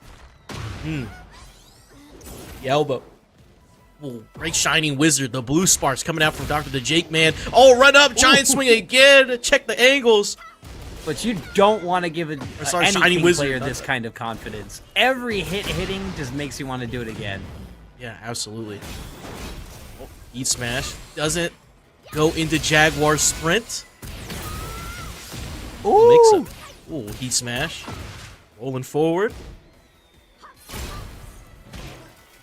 JAKEMAN not respecting destruction, but both are playing defensive rounds to start. Ooh, and the exploder kick. My goodness. And that's 3 rounds straight there for Dr.TheJAKEMAN. Feeling dominant, and they rematch immediately. This is a quick rematch. Oh no. I feel like AimedTwo is only going to do better because now, back against the wall, now we got to turn on that Alisa offense when AimedTwo is a little more of a defensive player. Yeah, AimedTwo been on the social media saying, you know, people told him that he plays annoying, and he's like, well, is it because I play Alisa, or what about my gameplay is annoying? But Dr.TheJAKEMAN running in with the Shining Wizard, the heat smash off the ground. Nope, throw break. Well, I thought I was gonna someone break the you're wall. definitely going to see in a bunch of breakouts and that you'll probably see in this bracket is Cheesioni. And I'd say Cheesioni is way more offensive-oriented compared to AimedTwo's Alisa. For sure, that's what I've been seeing. Oh, Rage Art. Whoa. Maybe a misinput? I gotta put that one. Yeah, I gotta put that one in the misinput column, but gotta give it right back to him. I mean, that's one thing that makes me miss Tekken 7. There's optimal punishes, but sometimes you just want to punish a Rage Art with a Rage Art. Yeah, like let me just press my movie. Let me press my movie like it's their movie. Alright, the lean back, as we used to say, the poor man's Lionheart. There, good punish. Running with the leg. While running in. Ooh. Oh, and the low parry into Jaguar Bomb as we go down into the depths of this Peruvian treasure. And a lot of wall blasts available. Dang. We started at Combo Breaker calling it the Shrine of the Silver Monkey. Every time you came down for the gold, shout out Legends of the Hidden Temple. And wall to Oh, wall. we got that carry. Yep, heat smash to secure some Oki damage, and no breaks on Giant Swing. That's 3. That's going to put JAKEMAN on set point here against AimedTwo. What is he going to do? Ooh, avoided the stomach smash. Oh, nice little counter hit shove. King Shove. Secretly underrated, even though not underrated at all. I think it's one of his best moves, right next to down forward 2-1. And that's going to wall splat. And new to step off the wall realignment. And it gets another wall on top Jesus. of it. The sidewall would have fallen out, so he takes the wall blast. Oh, JAKEMAN looking optimized. What can Aim do? Life on the line. One more mix off the heat smash. Good block. Oh, now you gotta take the wood chipper, the chainsaws. Don't try to step away. It's the low again. Moving forward, pushes to the wall. And the low AimedTwo survives. That was a fight for their life. They're on top. All the robots got it down. Oh my god, clip that one. Good blocks right there from JAKEMAN. Try to run up, do another grab. Oh, the slide in. The counter hit. You get a launch and a wall blast for your troubles. Like I said, that download took 99.6%, but we still got it. It's still life. Oh, but Huge the elbow. momentum swing if he can do it. What a duck, stayed committed. Gets a launch with that down, full crash down forward 2. Push it forward to the wall, and we do get a wall blast. Oh! It's a swing! And then hit the wall and get 109 damage combo and finish it off with the alley kicks. My goodness, Dr.theJAKEMAN takes a 2-0 victory over AimedTwo. My goodness. You don't need a nerf king, you just need a nerf cats in general. I'll take the hit myself, but that was... But we got Ty versus Pling on top 8 loser side, round 1. And what is... what is that? Yeah, you took the words out of my mouth. Not sure what the fit is. Good recolor for Ty. Is it Mojo Jojo? The layer. Oh! It might be Mojo Jojo. Alright, well... easy 2-1 steps in the back one, and just the pressure just came right after it. Sorry, not back one, down forward one. Ducks under jet upper in the shoulder. Pling takes the first round. Oh, shout out serve, but the bear run is over early and expected, but we love you, fam. Yep, love you, serve. You coming out, but Pling's at this launch. It's tied to the wall. Get this Oki. More damage. Target the hypnotist. You can already tell if we're getting these launcher rips that early that Ty has already gotten the mix and has got a little bit of hesitation, giving Pling enough to step in, show a mid, and absolutely launch it. Maybe the customs throwing Ty off. You know? Oh. Ooh, the knee countering against the wall, and we adjusted for it. It is just charge up with the hard. mid again. Mid and mid. Repeat offender Pling.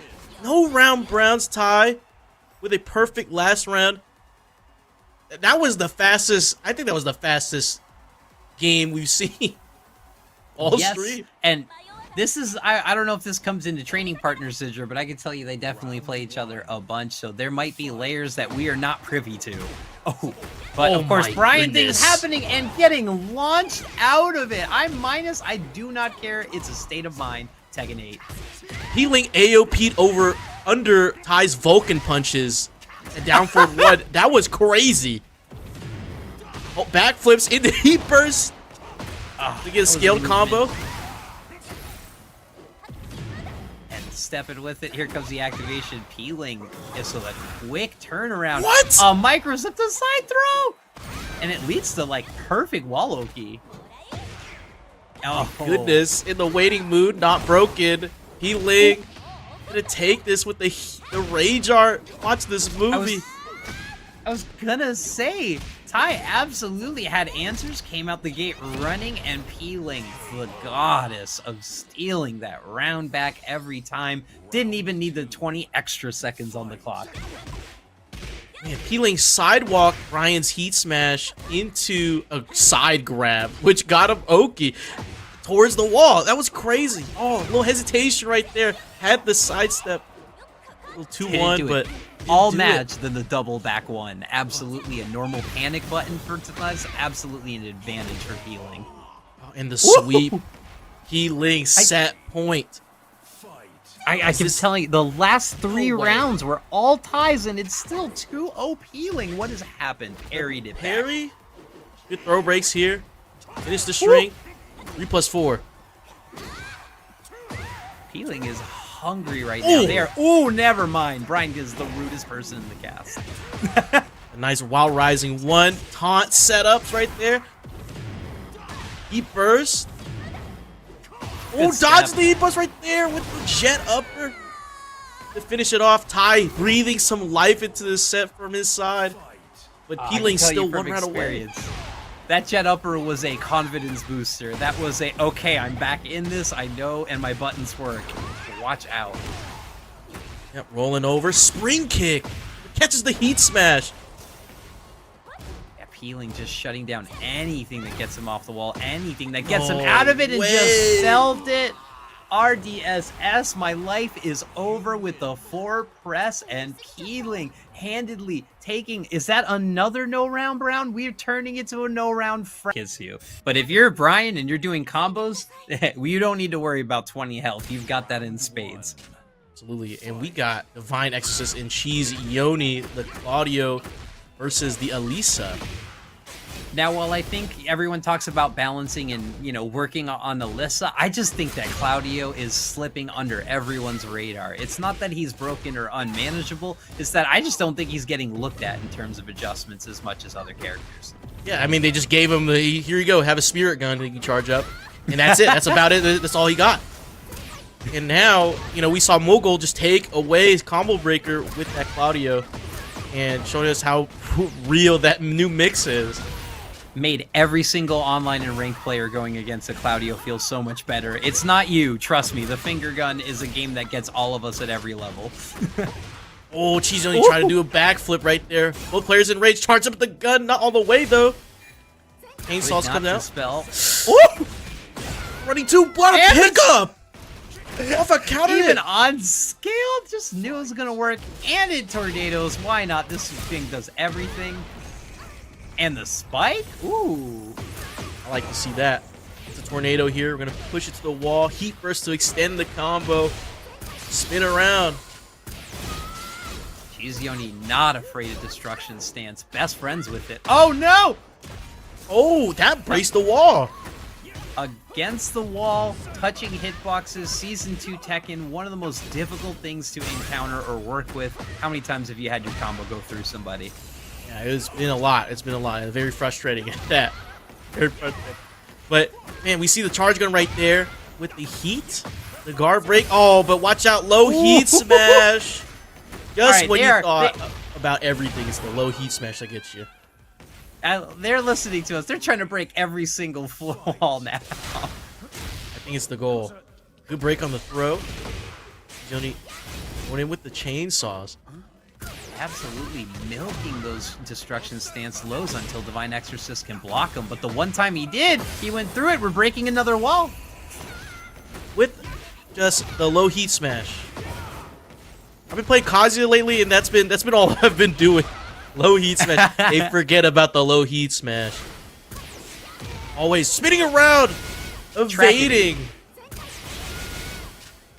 Just look at this comfort. Every button working in destruction. Even stepped it and waited it out. You don't know how these hitboxes are gonna work. You don't know. You might get clipped somehow. Or maybe Cheese only hesitated a little bit, but Cheese only still in rage. Got the hop kick, but no launch. 5 seconds left. Snap kick the chainsaw and ate a 3-2. Divine Exorcist having fun with it right now. Mine is just letting all the arrows fly. Target lock. Caught Cheese Yoni out the air. Goes up 1 against Cheese Yoni, and the Claudio's looking fire. The Claudio's looking solid.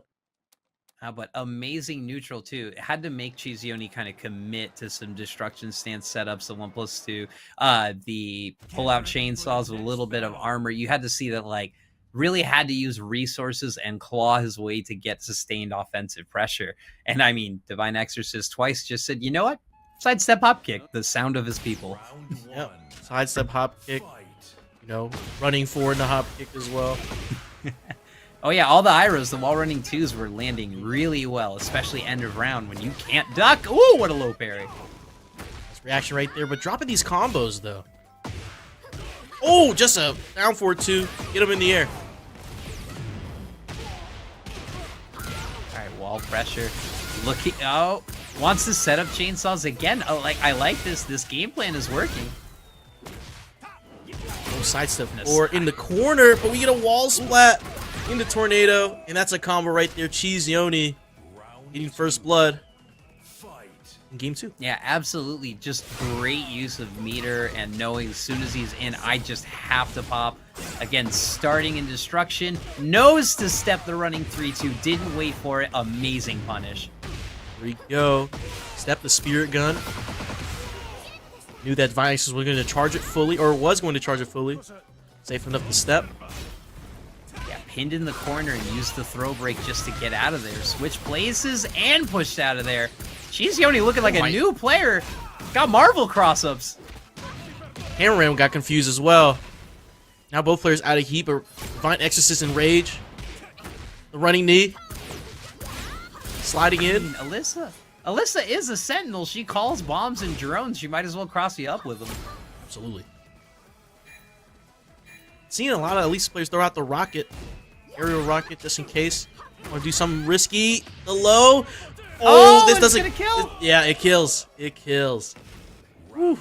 I like it. You know what? Usually when you have that much of a life lead, you sit back, you let your opponent make the mistake, but Yoni using great pokes, because if you let Divine Exorcist start up a mix, that's going to cost you more than 40 health. It's the counter hit right here into heat engager, guaranteed. Charge up the spirit gun all the way, couldn't get out the wall. Just gotta eat that. Not immune to radiation poisoning, and you are not immune to the finger laser fully charging. And it's just in the windup on the move, the charge up like that. Oh, it's just hard to react to, or hard to just determine whether you should step or not, or just eat the block. K-Dash is calling outside interference, but this is a no-rules match. I mean, if we can pull out a missile and a rocket launcher and 3 swords, I think we can have an alpaca hold a man down. Yeah, you know, if Claudio can, you know, get some of these exorcism powers, a Mike Tyson tattoo, and able to fly around with these arrows, I think everything's fair game right now. I think everything's fair game. In hockey and NFL, the referee is a part of the game. If it somehow hits someone, it's a part of the game. Oh. Nice running 2. We are on set point now for Divine Exorcist, but what can Yoni do besides pull out the chainsaws? I mean, I'm seeing... pulled out the chainsaws. Yeah, just pull out the chainsaws, honestly. Stick to what works. Ready in. Little down jab. Yoni's been moving around a good bit, but, you know, or not afraid, but hesitant to try to retaliate against Divine Exorcist. As we see the rocket punch right there. Gets a wall blast. As we move from wall to wall. That's a great extension to get that carry. Oh, and the 2 catches it. Uh-oh. We have 20 seconds, and I feel like we're going to go to the edge here. This could be it, or this could be the opportunity Yoni needed. The heat smash for the pressure, eats the low mix again, finally blocks the low. The gun again, has to take some chip.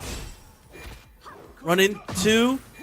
Oh, the Vogue. Trying to get hit. 2 seconds. Has to press something. The range art. Sidestep block. And Divine Exorcist takes out Yoni and moves on in the top 8. GG's to Yoni. Prolific. You know, with opulence. I don't know what this one is. Giving a shout out to King Servbot, who unfortunately just made it out of the bracket. Shout outs to the Bear Army, of course. And shout outs to Colonel Cake for the sub. We love you and we love the play. I'll never play a Mishima, but we are watching AimedTwo play the I was about to say Xiaoyu, but no, he is not learning a new character. No, still on the Alisa. Peeling, of course, giving us the Xiaoyu action, but this custom. Both customs right now, really nice colors. They're probably references to something, but I don't know this one. I do not know this one.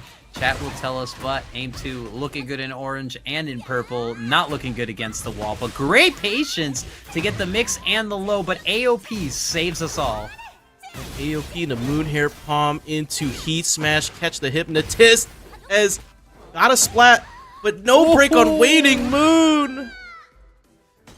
Yeah, that was absolutely a mental stack moment. He was doing so well, ate 3 sequences in a row, tried to step, got thrown, and it costs you your life. 1+2, and a flip, and AOP on my whiff. Why not? Oh, sidewalk into this launch. AimedTwo pushing it forward. He gets caught. Back turn. What a setup from Pling. Jumped over into a back turn sweep. Yeah, that had shades of kind of our old hop over cross up launch deck, but took the sweep out of it. Really smart awareness. Oh, whiffing just by an inch of the blade of the chainsaw. And finishing the string on delayed timing. Pling already up 2 rounds. AimedTwo being more aggressive in this set right now. Fighting against Pling. Yeah, I mean, this is good. This is what I'd love to see from AimedTwo. This is kind of the final game scenario that we've seen him in a lot of other times, and making it, oh no. Pling is starting up, but no, doesn't get the second balcony rate. Oh, looks like AimedTwo almost got it. Somehow it didn't work. Went for the sweep. Out of the ballerina spin. Gets Pling in the air. Oh. In the heat Spank the burst. jetpacks down. I like it. Rounded AimedTwo. Oh, and the hypnotist mid into heat dash. We get a balcony break as we go down. And we still have and tornado. this kill. You have guaranteed damage. Yeah, this is gonna get scaled even more, but there's guaranteed damage. This is an actual will it kill moment. I'm gonna say yes. I say yes too. No! Harada's divine blessing! The 20 extra health, but it doesn't matter. Pling cleans it up. Bringing it to 1-0. Oh Had my our first goodness. Markman moment, and I was wrong by a pixel. Ain't no way to be. Honestly, you just have to live to gamble. Sometimes you just gotta live with your losses. We both lost points right there. Round 1. It's either Kiara or the most sad Gengar I've ever seen. Oh, Oi! the slide. I mean, absolutely worked. Absolutely tracked a step and went mid. We're spinning around. Just, you know, doing little acrobatics and a running tackle. Pushes Pling to the wall, got a splat. Oh, the heat. Any one of those chainsaw blades would have tapped for one more damage, she would have killed. Okay.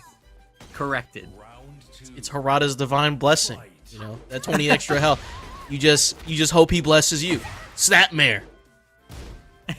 There's something really cute about Alisa offering her head in a platter and just Xiaoyu launching her into space.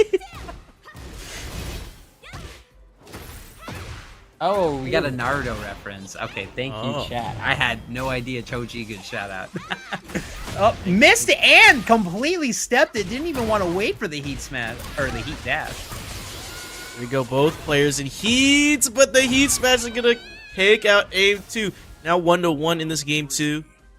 Fight. Yeah, this is AimedTwo absolutely putting great buttons out and Pling just playing outside the box. I think both of them are just throwing out moves that are barely, you know, represented here by each character. Just going deep down into the move list, digging into the bag, the balcony I need break. to clip that camera. What was that? Oh, we keep going. Explore the whole map. Got him. We still get the wall. Oh, but it missed. Caught a back Pling turn. was back facing. Got hit with a high mid string, or say mid-high string, and still had the presence to duck it the other way. Cameron spinning around, side switching all over the place. Now both players in rage. AimedTwo still to heat though. Walks away from it. Oh, and the heat smash evaded the moves from Pling. AimedTwo 1 round away from tying this up.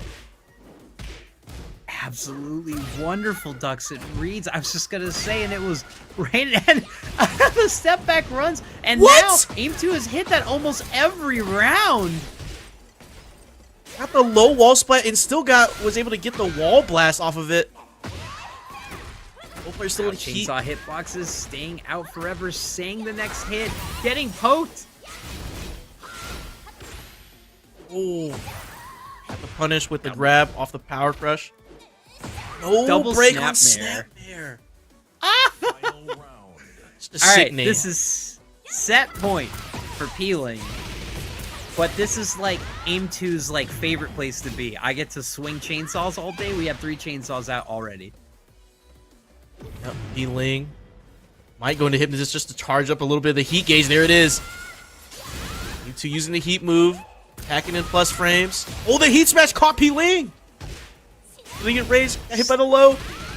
Try to back one. Wow, AimedTwo read it. Just stepped it, gave it the mid. The chainsaws have been working. The dive is 0 on block.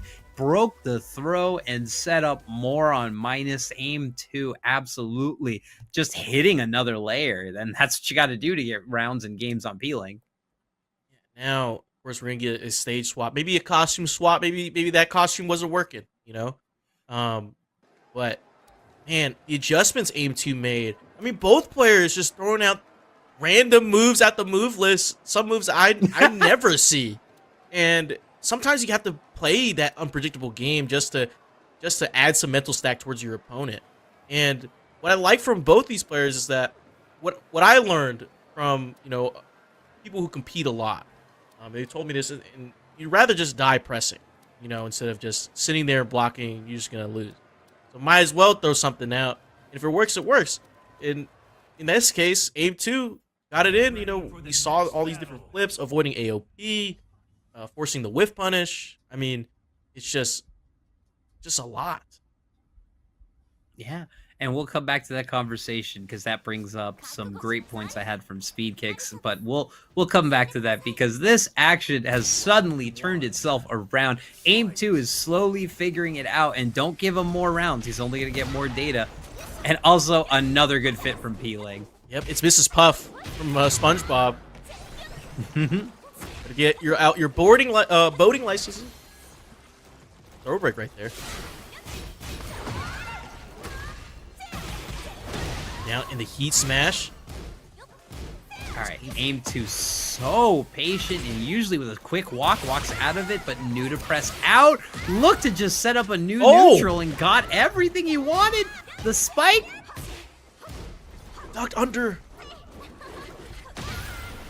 That was twice he needed the second hit to go off, and it didn't. All right, jab moment, save the onlineness. That was the most online round we could online today. Absolutely.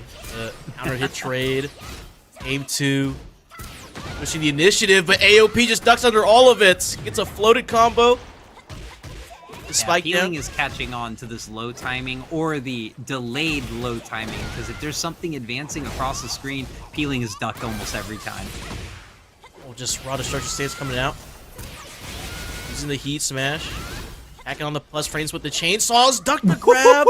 Try to grab right back. You guys broken in the hop kick. Caught Pling back turn. Diving forward. Floor is purple. Oh, spike down. Now let's see what Pling can do with this. Oh, never mind. We're going to call that an American reset. Oh, sidewalked again. AimedTwo has a combo and is now on set point against Pling. Could set, could keep the money alive, could make the pot bigger, or he could run it all the way back. We were talking about this. Let's see how Pling plays with their tournament on the line, down 2 rounds. Oh, the flips! Whoa! The movements! Sidewalked again, but a block! Tekken 8 hitboxes at its finest. That's gonna spike, but that's not gonna floor break. Oh, and we have a soft floor break too here. So either one, whoever gets it here, is gonna win this round, but the heat dash, AimedTwo in rage. Oh, caught out the air, the jabs! Dream's still alive. Pling warming up now. Pling fighting for survival with AOP. And the heat engager gets the launch. We go down. Gotta see Mama June. Let's go, Subconscious. Charge up the hit. The Tiz went for the low for the first time. AimedTwo was ready. Get more steps. Couldn't get a better punish out of it. Oh, what a trade. Pling went to the double low. And this now a final. The scariest place to be. Pling, Mr. Time himself, absolutely the clock manager, getting the full walk and the launch 4, going to town. Oh, dodges the slash kick. and gets a launch. He said I can do that too. I can sidewalk your running move. Oh, the heat burst floats. AimedTwo. Scale damage. Charge up Hypnotist. Went for the low launcher. This can kill. This can kill. Heat dash. No. Oh, the extra health. Run up. Finish the string. Still has heat. A heat engager will do it. All the health coming back. Entrust chainsaws. Floated. Oh, it gets floated. No. Oh no! Hypnotist low. The charge up catches AimedTwo and Pling moves on. My goodness! Wow. I just saw confidence. I saw it filling with an even better one. Goodness, man, this top 8 is just packed with talent. And of course, now Divine Exorcist has to face Donte, who put Cheese-Yoni and Pling into losers before losing to JoeCrush and getting down to the lower bracket himself. So we'll have to see what Donte can do here against Divine Exorcist on this Claudio. Law is a god killer, and I can tell you that Donte is as well. This could be the answer for Divine Exorcist. You know, could force him to play the offensive way, because don't let Law get those plus frames out. He'll keep doing it. Ooh, and we get the wall blast off that string. Canceled it. Ooh. Was in the corner, now pushed out of it. I guess there's a low wall splat moment. And the blue moon ducking under everything. Absolutely a win button. In Starburst, why not take it? Yep, plus frames. Moving in. Oh, back one. Charging the cannon even without him full screen ahead. Oh! And then down forward too! Oh no! And we got wall and we got time. Yep, 1%. 1%. I like how Divine Exorcist took a knee, you know, a little soccer practice. Yeah, you know, just take a breather. We got next round. Blocked the slide and called it out. First slide of the game said, I saw that. Absolutely. Takes the Ira and the free wall pressure. Oh. Oh! Heapers cancel. Made Divine Exorcist whiff in the nunchucks to launch. You know what? I have shook my head at Dante's activations, but they have both been crazy and led to offense. Don't ask me how, but we closed that out, and Dante's gone up 2-0. The thing about Law is he's going to hit you with a billion moves, and then he hits you with the tornado. The combo is never over. It is a feeling of dread and anxiety, as SEA would tell me, of just seeing blocking his heat smash, and you know there's another hit coming for 8 seconds. Oh. And Trap and Divine Exorcist into these frames, just hitting the heat smash, and then the wall ender. Donte 3 rounds in a row. No round Browns Divine Exorcist for the first game here in losers quarterfinal. Wow, the quickest rematch. That one had a little bit of salt in it. 3 seconds of salt in that rematch press. That's when you get just so frustrated. You're like, oh my god, I know what he's doing. I know what he's doing. You know what? Rematch right now. That was I got the Adam download moment. Yeah. Give me Adam, coach. Give me Adam. Man, finally, a bit more aggressive here too. Pushing the initiative. Heaper's gonna catch. My Exorcist right there. Eat smash. Eat that mix. Oh. I think he was looking for a DSS setup, but he absolutely got a float on it. Oh, no break on the throw. Crouching in his face. Oh, floats What are out these the air. floats? Blue Moon gets blocked. All right, yeehaw out of the way. Block on the low. Oh. Moving forward, the homing move. Oh! Got him with the rage art. Donte. Hang on, we got 2 seconds on the clock. Let me tell you, Divine Exorcist running in like a madman. Let's go. Oh, but Donte says, I'm running in first. Smart. See, again, everyone thinks play conservative. No, be in charge. Shout out to Yui Stacks. Thank you, Yui, for the raid. Welcome, Yui's viewers, to top 8 of Breakout. Yo, Ui was the hypest person Sunday combo breaker. You can ask anyone, or you could just tag Twitter. When y'all got money matches and Black Pharaoh won't shut up, he was looking really quiet. Man, Black Pharaoh, Gentlemen, Texas Showdown, man, it was the funniest, one of the funniest guys I've met. Oh, man. Loudest man as possible until he's playing JoeCrush. But in this action, Donte is getting handled by a Divine Exorcist round. That would be a Claudio round where every running move works, and then it's just plus wall. Oh, ducked over the homing move right there. Low parried the low. Divine Exorcist finding some life in this set. Pushes Donte to the wall. Oh, yeah. Oh, the low store is closed. Slide. Yeah, we talk about unseeable lows all the time, but somehow these top level performers just know how to block them. Backflips. Got caught back turn a little bit right there. Trying to down forward 2. But the blue moon's going to send him up. That was crazy. Divine Exorcist knew that the knee was the only punish for that. Oh, and the Ira. Round 4. Just hitting. Okay, Divine Exorcist woke up. Donte just needs to get back in control of this offense. You cannot let Divine Exorcist dictate the pace. Ooh. A little power crush right there. Woo! Knew it. Called it out with the grab. First. No, says this is my offense. Gets the flips. Could capitalize on it. Oh! Knew to end it with the slide swing, and now Donte is on set point here. Could absolutely take Divine Exorcist down, or we could see the return. Donte winning these rounds with perfects. It's incredible how he's being able to just trap Divine Exorcist in all these little frame traps.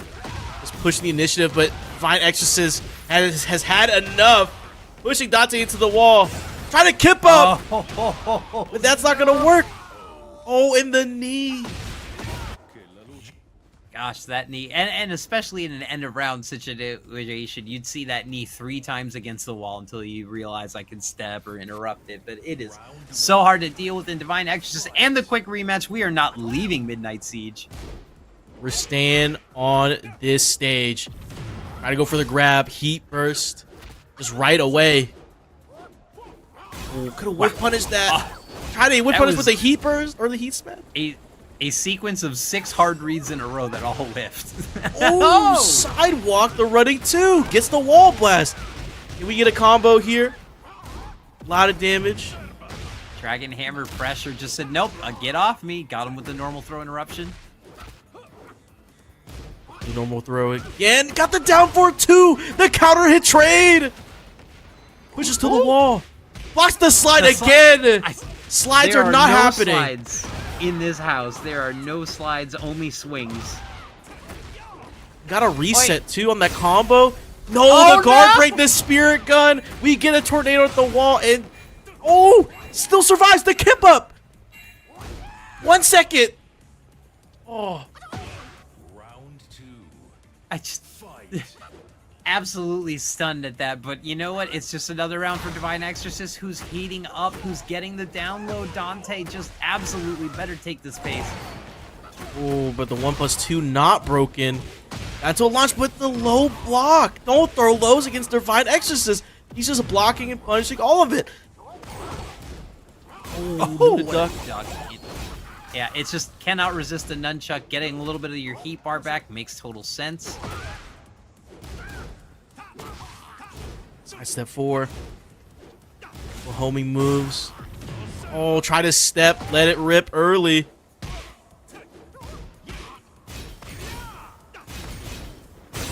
More guns, but the guard break here gets a wall splat. Oh, the rage arts. I do not want to play this game, he said. And Says, he's "Stop still it." gonna have to give him one more for it. Let's see what he does, but the low store has been closed, so you gotta think Dragon Hammer? I say go for the slide again. No, try to do I'm a Dragon. And Divine Exorcist says, watch my movie. As I go up to set point. Just ran up, said you're gonna do it, ducked it, and blew it up. Divine Exorcist reading it now, and all the pieces have come together. Set point, run it all the way back. Do some homing moves, some steps. Yeehaws from Claudio. Safe down forward 2. No, we got to take risks here. No lows, all risks. Honestly, you just gotta start gambling. Heat smash. Donte heat smashing again. early in these rounds. Oh, pressure it. Putting every button on the table so that he can't use his heat or any of his Starburst tools. Smart stuff. Even got rid of the Starburst. Oh! Gets the counter hit launch. Moving forward. 15 seconds. The down forward 2. Donte stays alive. This man is magical. He is real. He is Bruce Lee incarnate. Those reactions doesn't matter. Oh, didn't break the throw right there, though. Oh, try to power crush. Gets caught. Caught by the gun again. He said, I'm not getting full charge, and that was right when Divine let it go. Nunchucks heat smash. Going in. Oh, the heat dash. Let it rip. As they get to the wall. It's going to be so much damage. No, drops it. Tried it. I'm a dragon again. No. And Divine Exorcist makes Donte pay and eliminates him from the tournament and moves on to loser semis. Shout outs to Donte. Honestly, someone who came in, stepped toe to toe with everyone. Is going to have it on this big match here. Oh, we're just going straight into JoeCrush and the JAKEMAN, Dr.theJAKEMAN. Yeah, Scott Summers, thank you. Oh, yeah, Scott Summers. All right, so JoeCrush and JAKEMAN, you gotta think that they play a lot. King shoved twice. That felt so nice. And then with a 4-4 neutral 2, and Joe looking slow, looking for a quick 2 to get out of there. Huh. Hit it with a charge, put him against the wall, and the heat dash. We've got this. And JAKEMAN said, I'm just going to use this mix too. Down forward 2, couldn't confirm the second hit. Went for the harder, and he said, no, I'm not going to get embarrassed with that full run. Seed planter. Every single trick was thrown out in 5 seconds there. Yeah, shout out to Crab. Peak matchup indeed. And I love it. The shove is just doing work right now. Jake is showing everyone why I hate that move.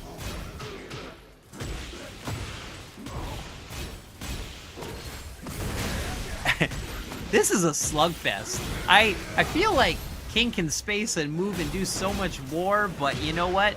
It's JoeCrush there, and when he's swinging, it just felt like a Rock'em Sock'em Robots match. Great block on the toe touch. And he even need the low. Crazy. Oh. There's belligerent gaming going on right now. Yeah, just going crazy in the alley kicks. Just running rampant. Yeah, big bodies swinging faster than I could ever do with a nano jab string. Like, whoop! I'll try to do the little string right there. Ducked under the palm. It's tornado. Also, these mid-reads. These mid-reads and these knees are crazy with JAKEMAN. I just feel like it's more of a player read than anything. We'll try to shove right there, but the heat burst. Has a little bit of armor on it, and the heat smash 10 frames. Don't blink. You might miss it. Holding back. Oh! Oh my god! It just said, I'm waiting for my launch. Oh, there it is. Yep, gets tornado and cleans it up. JoeCrush. Game 1 point. You know, people are asking if there's a way we can make Tekken faster. This is fast Tekken right here. This is turbo mode. I don't know where they found the code. Yeah, I think it's just, you know, this is like when you join a spectating a match a little late. Try to speed it up for you. This is right now. This is what it is. Oh! Wow! The jump elbow back against the wall. That is a crazy button. Went for the mid. Oh, breaks the throw. The running tackle. In the plant the seeds at the wall.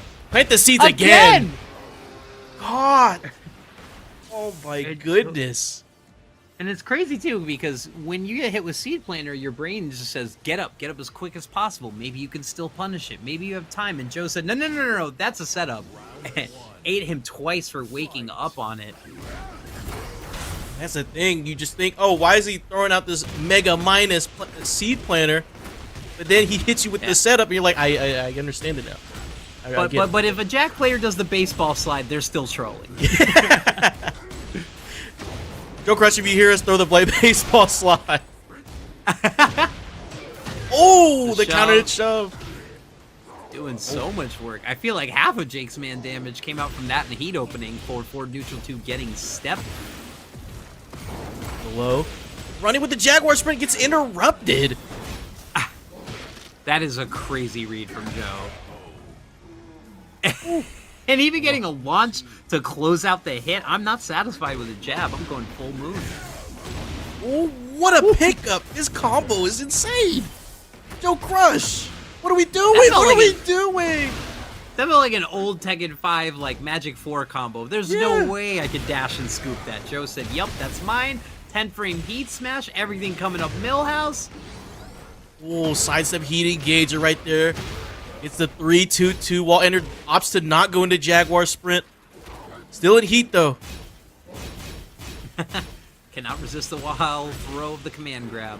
And now just checking it out. Look at this Steve main right here. Beautiful gaming. Where's the Dempsey roll? Ooh, the forward 2 palm into the big Timberland boot. It gotta is love the it. boots and ass button in Tekken for us Marvel players. Ooh, the sidestep heat engager again from the JAKEMAN. Ooh. It with the implant DDT. Yeah. Oh, try to giant swing right after that. Oh, full crash down for 2. It's the Usually when you have 2 throw characters, they want to throw each other back. But I guess Jack is a full robust throw character for Joe. Getting these pokes and getting the knee. The knee has been the answer anytime Joe's go for a down back 1 or down back 2 setup. Ooh, try to avoid the Gamma Howl, but gets stomped on into a counter hit launcher. Yeah, Joe's going to show you tech you've never seen before. Let's go. Ooh, block the launch. I mean, and that's the perks of sticking with a character for so long. You just know all the tech, and you know, being so aware of every situation, any counter hit launching move, you already know the combo. You already know how to adjust. Ooh, wave into Shining Wizard. Oh, jump up into the elbow. I mean, Joe goes up 2, can still bring it back, but I just, this elbow tech is so good. It is working out, and even against the wall where his life's on the line, I know he's got recovery, but just Joe with the weird buttons always working out. And he's jumping back with it too, so he's jumping back into the elbow, knowing right when JAKEMAN's gonna approach, or when his opponent approaches, he's gonna get a forced crouch after if it hits. And I believe JAKEMAN went for another grab right there, so the neutral jump avoids the grab. So that jump back, hit him with the elbow, and boom. And yeah, most of those were at his disadvantage. You know, they weren't like frame traps. They were him trying to block, look for a great time to get out of the wall. Most of us step, but as a big body, you have to press. Absolutely. Shout out to AimedTwo with the raid. Thank you, AimedTwo viewers. Welcome in. You used to AimedTwo earlier. Had some great games we got to see on stream.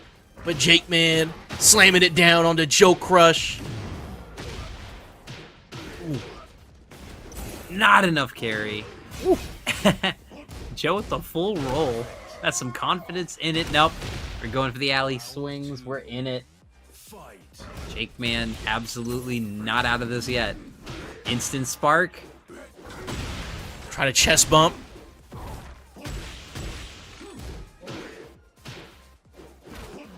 Yeah, forward 2. I've seen people hit confirm that like crazy, but he's landed it a few times now. And when you really see JoeCrush, you know, slow the game down by just doing those little jabs. Jabs in the lows. You know, just testing their opponent right there. Throw out a down forward 2 or something. Oh, good block, no punish. Oh. Grab Okay, out the power JAKEMAN. crush.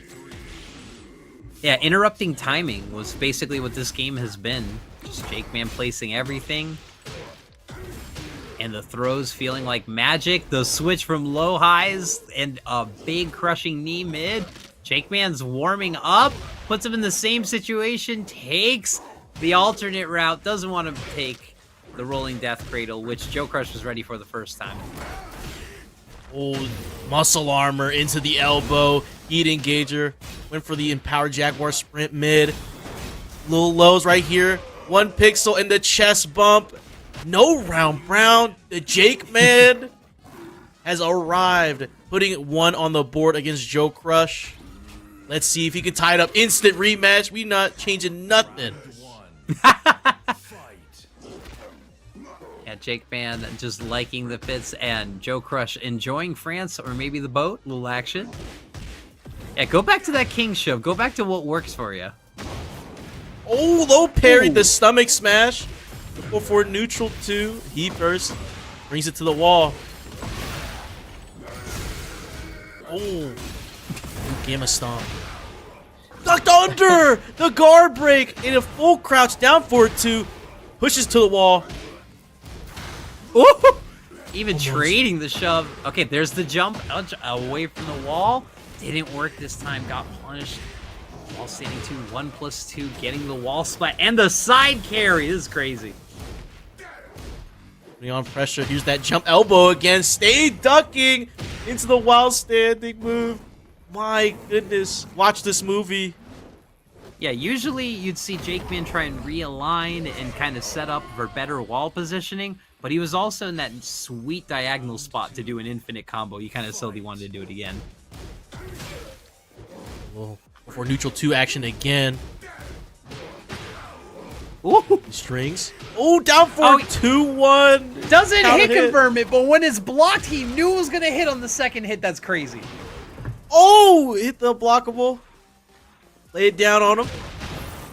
Oh, God, the counter hits.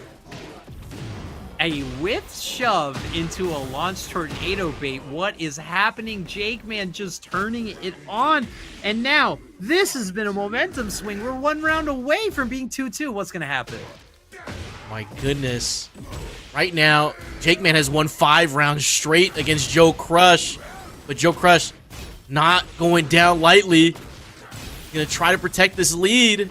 Try to make it into grand finals. Breaks Shining Wizard. Ooh. Oh, the low parry. JAKEMAN pushes it to the wall. It's a low wall splat. Gonna have to deal with it.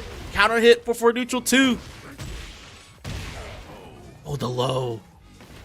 JoeCrush stabilizing the ship, but again, this is JAKEMAN controlling the offensive pace now. This is not about reads, this is about putting the boot in you-know-where. Oh, almost got a float combo right there for JoeCrush. Good punish from JAKEMAN. Muscle armor gets interrupted by the low. Breaks giant Yeah, swing. was stuck in between letting it go and punishing it or waiting for another hit and just got caught in the middle. Ooh, got caught by the low. I get caught by that move so many times. Lat throw breaks, muscle armor. Full crouch low. Oh, again. Oh, down for a 2-1. A counter hit. They have to spend heat. You don't want to die with it.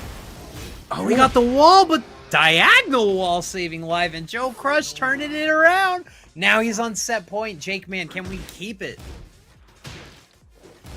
Set point for JoeCrush, survival point for the JAKEMAN. Gets the armor move into running Jaguar sprint.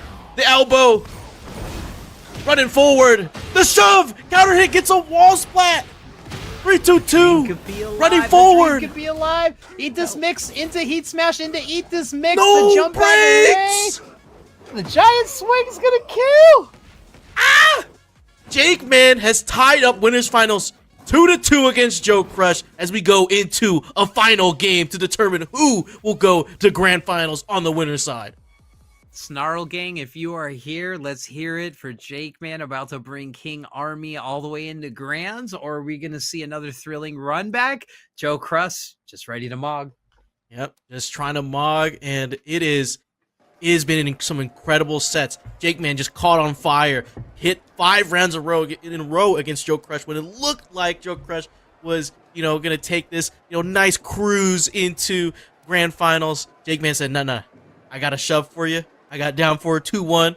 I'm ready. Get ready for the next battle. Chat is going off. Chiropractor discourse. Some some love for robots and some loves for balancing. And also, shoutouts Booster Blast, you got your main. It's Armor King time, as we got Armor King Light, as we like to joke in our community. Ooh. Man. And Armor King looks amazing in his new design. A little carbon fiber on the abs. More fire, more dad, more action, and everyone looks great in T8. Oh, stuffed it. Didn't even want to play that game. Hit it with the muscle armor. Got the crouch throw from JoeCrush right here. Plant the seeds right on him. The shoulder charge. Heat burst. Activates. Yep, just put fate in his hand. Ooh, and the down forward one working out well. Caught Joe ducking. Man, this is such an intense set. A lot of counter hits going away for both players, but JAKEMAN capitalizing a little bit more. Not just the game how. This is one of the commentary games where whatever I'm thinking, my brain wants to say the opposite because you know it's gonna happen.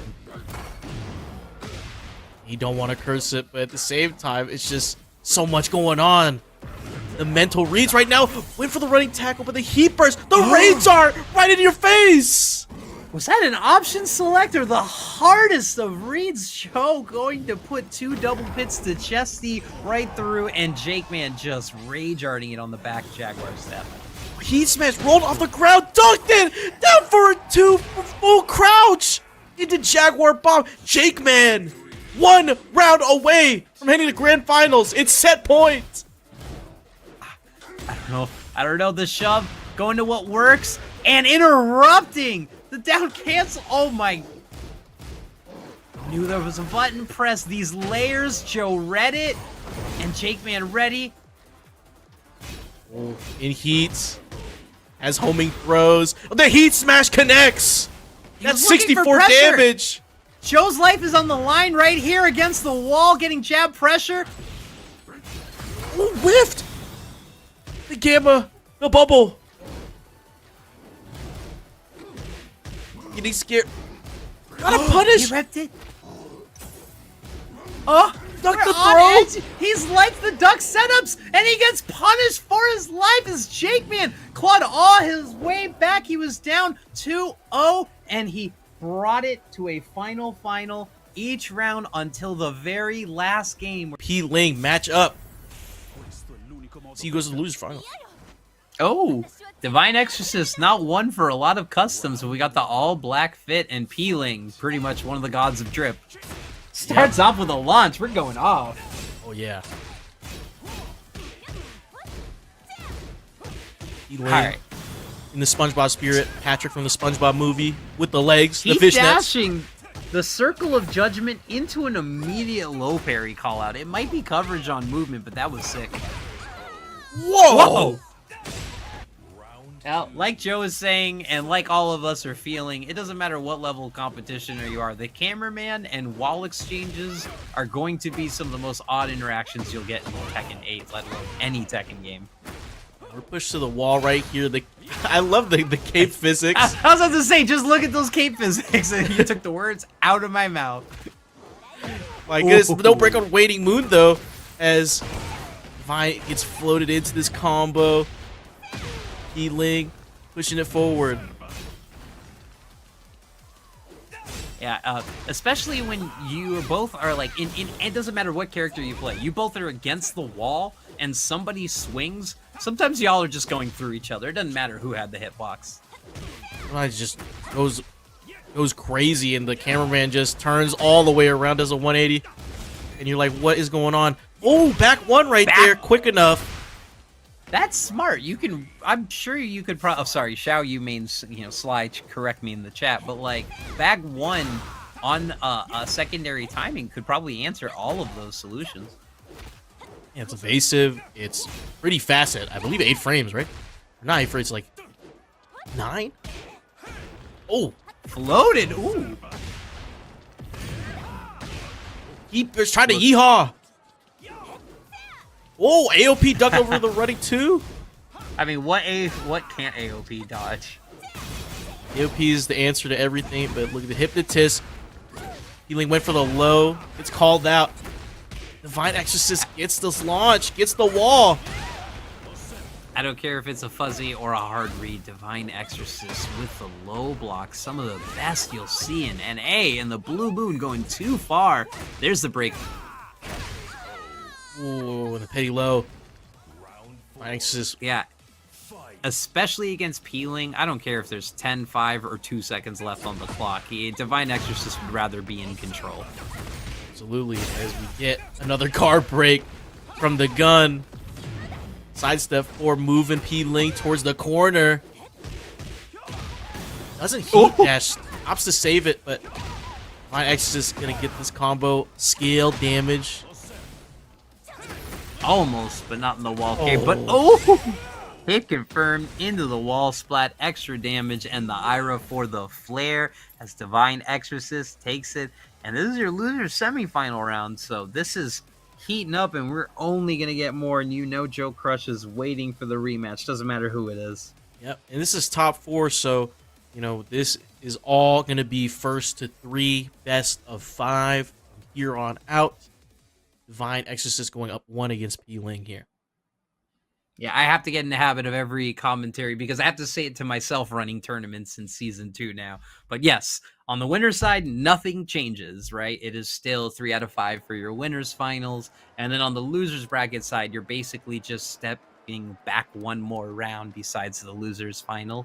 So the loser's semifinal are all 3 out of 5 on top of your finals matches like they always are. It's just very, very hard on paper, and I'm sure when you read the TWT rules for the first time, it's a little confusing. But yeah, just look at your loser's final and take one step back. Yeah. So it's going to be great to see. I mean, I like the change, you know, because, you know, as watching tournaments, you go to winners finals and you go loser semis, it's right back to first of 2. You're like, oh, well, that's weird. But now all top 4 is first to 3, and Pling gets this launch at the wall on the Seaside Resort. Yeah, and it's really rare that we see matches go to the clock, except for, you know, if it's a matchup thing or people are just poking themselves. So the fact that Pling is so patient and absolutely makes a Tekken 7 round look like the most thrilling thing ever, I think it's, you know, a test to how good of a player and how good of an entertainer they are. Low store is just closed for Divine Exorcist. Like, you cannot get a low on this guy. But you can get a back turn launch. Oh. That hop kick was just a coverage hop kick, you know? If you're coming in, you get hit by the windmill. Oh, dodges the heat burst in a perfect round for Pling. Round 3. Okay. I feel like Pling is waiting on these tools, and Divine Exorcist is also waiting before he takes offensive control. Yeah, just picking and probing each other right now, just throwing out the small stuff. AOP. Gonna dodge everything. Oh, sidewalk into hop kick. He stepped her so much, she even thought he could swing a new sequence, and he launched that. That was crazy. Back 1. Oh, the gun! Pling tried this step. Divine let it out early. Absolute war criminal with that move. Forward, 3-2. If you don't lab it, you'll die by it.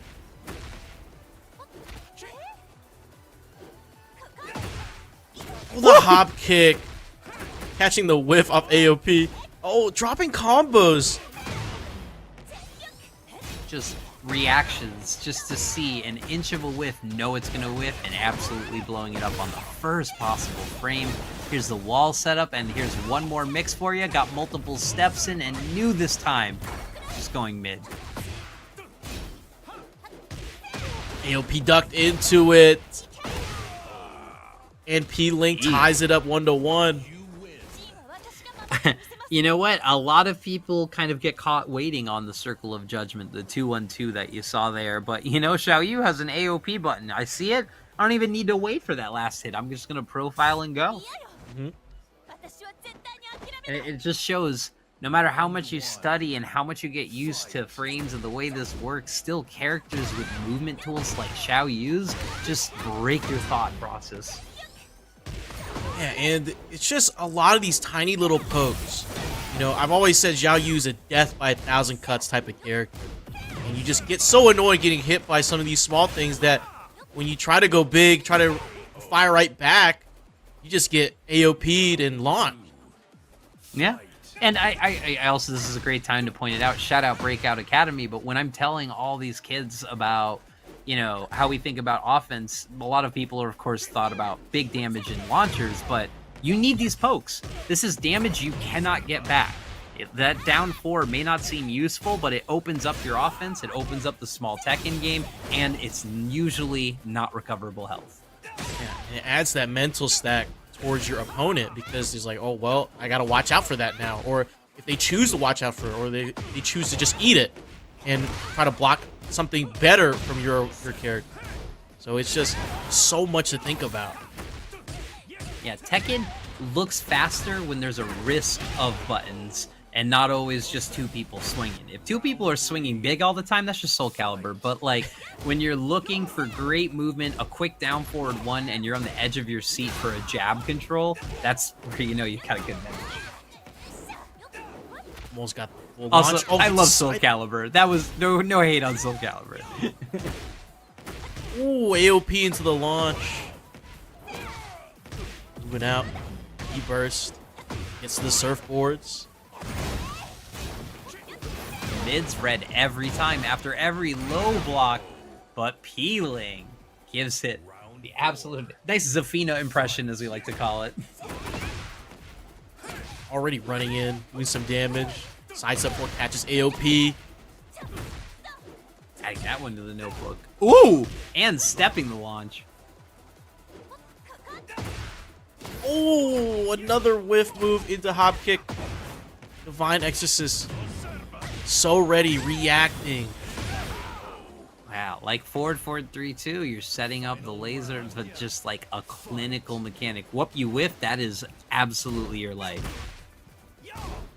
Counter hit trade, back 1, moving away, the Ira, heat engager, it's a running knee, just pressing, caught Pling! Peeling didn't think he would end it. He was looking for more offensive opportunities, but Peeling is on a deeper layer, and Divine Exorcist was just ready to end that round. Really good stuff on both sides. This is hard to call. I don't know. It just feels like who's feeling their offense in between each and every round. Yeah, and even though Peeling was winning some of those for early rounds, it still felt like Divine Exorcist was in control. You know, just knew that when Pling was going to throw out a move at an AOP or just throw a move out in general, just backing up just a little bit just to force that whiff and then punish it with the hop kick. And we even see, you know, he just protect himself by just hop kicking just in case Pling decides to just go on just immediate timing and rush in. Yeah, I'm seeing such good coverage from Divine Exorcist for AOP options, but I think Peeling is doing more and is better served using these options of movement for offensive pressure rather than avoiding and blowing something up like he would normally do against most other players. Oh, just like that. Yeah, just like that. AOP gets away from Divine Exorcist and gets a back turn launch. Finishes it. This time Peeling was ready for it. Running 4 and activates and just knows he was going to get stepped. Tried to cancel it, but Peeling was ready. I have to get to the wall on Coliseum, and we do. And that's 3 damage right there. Peeling taking the first round. Peeling is hungry. Does not want to let that money go. Does not want to let this bracket go. Yeah, and this is going to be a lot for Pling because if he wins this, you know, this entire tournament, then he gets to cash out on the Champion Circle, $375 separate from the $100 right now in the match arena. So, watch the slash kick. Oh, the yeehaw. Taking you for a ride.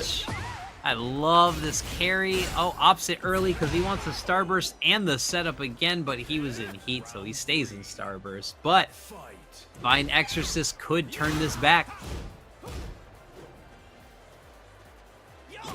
And running knee. Ooh, ducks under. Now running 2. Yeah, you can see that Peeling is playing a little more patient and back, is not advancing, looking for it, but Divine Exorcist has not been making much mistakes on offense. Never mind. Like, that was a mistake on offense right there. Cannot open my mouth. Peeling really ready for it. Opting to go for the Hypnotist mids. Divine Exorcist has been rocking the lows, but I wonder if Peeling would have just went low, maybe he would have caught him. Peeling trying to make it a show. Bring us to a final. The auto combo ends it quickly, gives him Starburst and a Yeehaw immediately. Ooh, with the Heat Burst. Oh, the AOP! Dodge it all! Even a normal duck, that was a high string. Oh, caught the mid. Got a Hypnotist. No break on Waning Moon. Gets a launch here. Sets up with it. Great timing change this time. Goes for the flip, but Divine Exorcist knows it's his turn to start up. Oh! No psychic hop kick read. That was the Ume Shoryu of the past, but it did not work out well because Peeling knows how to play defense. Peeling knows how to dodge, and you know Peeling knows how to AOP out of that. Absolutely. And now we got a final game here in Losers Semifinals. Who will go and face Dr.theJAKEMAN in Losers Finals? And we'll just have to see who comes out of that to face JoeCrush. Dr. Senior. Oh, sorry, Dr.theJAKEMAN. Sorry, hit JoeCrush. Esquire the Third. I got that wrong. To face JoeCrush to get to Dr.theJAKEMAN in Grand Final. That set's still in my head. Crazy set. Oh, good player is in your head even after the match, and that just shows the level of Yomi that we've got here. But speaking of subconscious, we are here in your mind, specifically Jin's mind, which is very empty, surprisingly. It's got a few, homie gates in there and some like skeletons of weird. I don't even know what goes on with that. Is that a Paleosaurus? Even though I know it's a reference to the previous, it still reminds me of like the old Devil Jin Tekken 5 Cathedral stage, but yeah. It's not. Reminds me of the what's that? It's like that old Tekken 5 stage, or like Yoshimitsu stage. Ooh!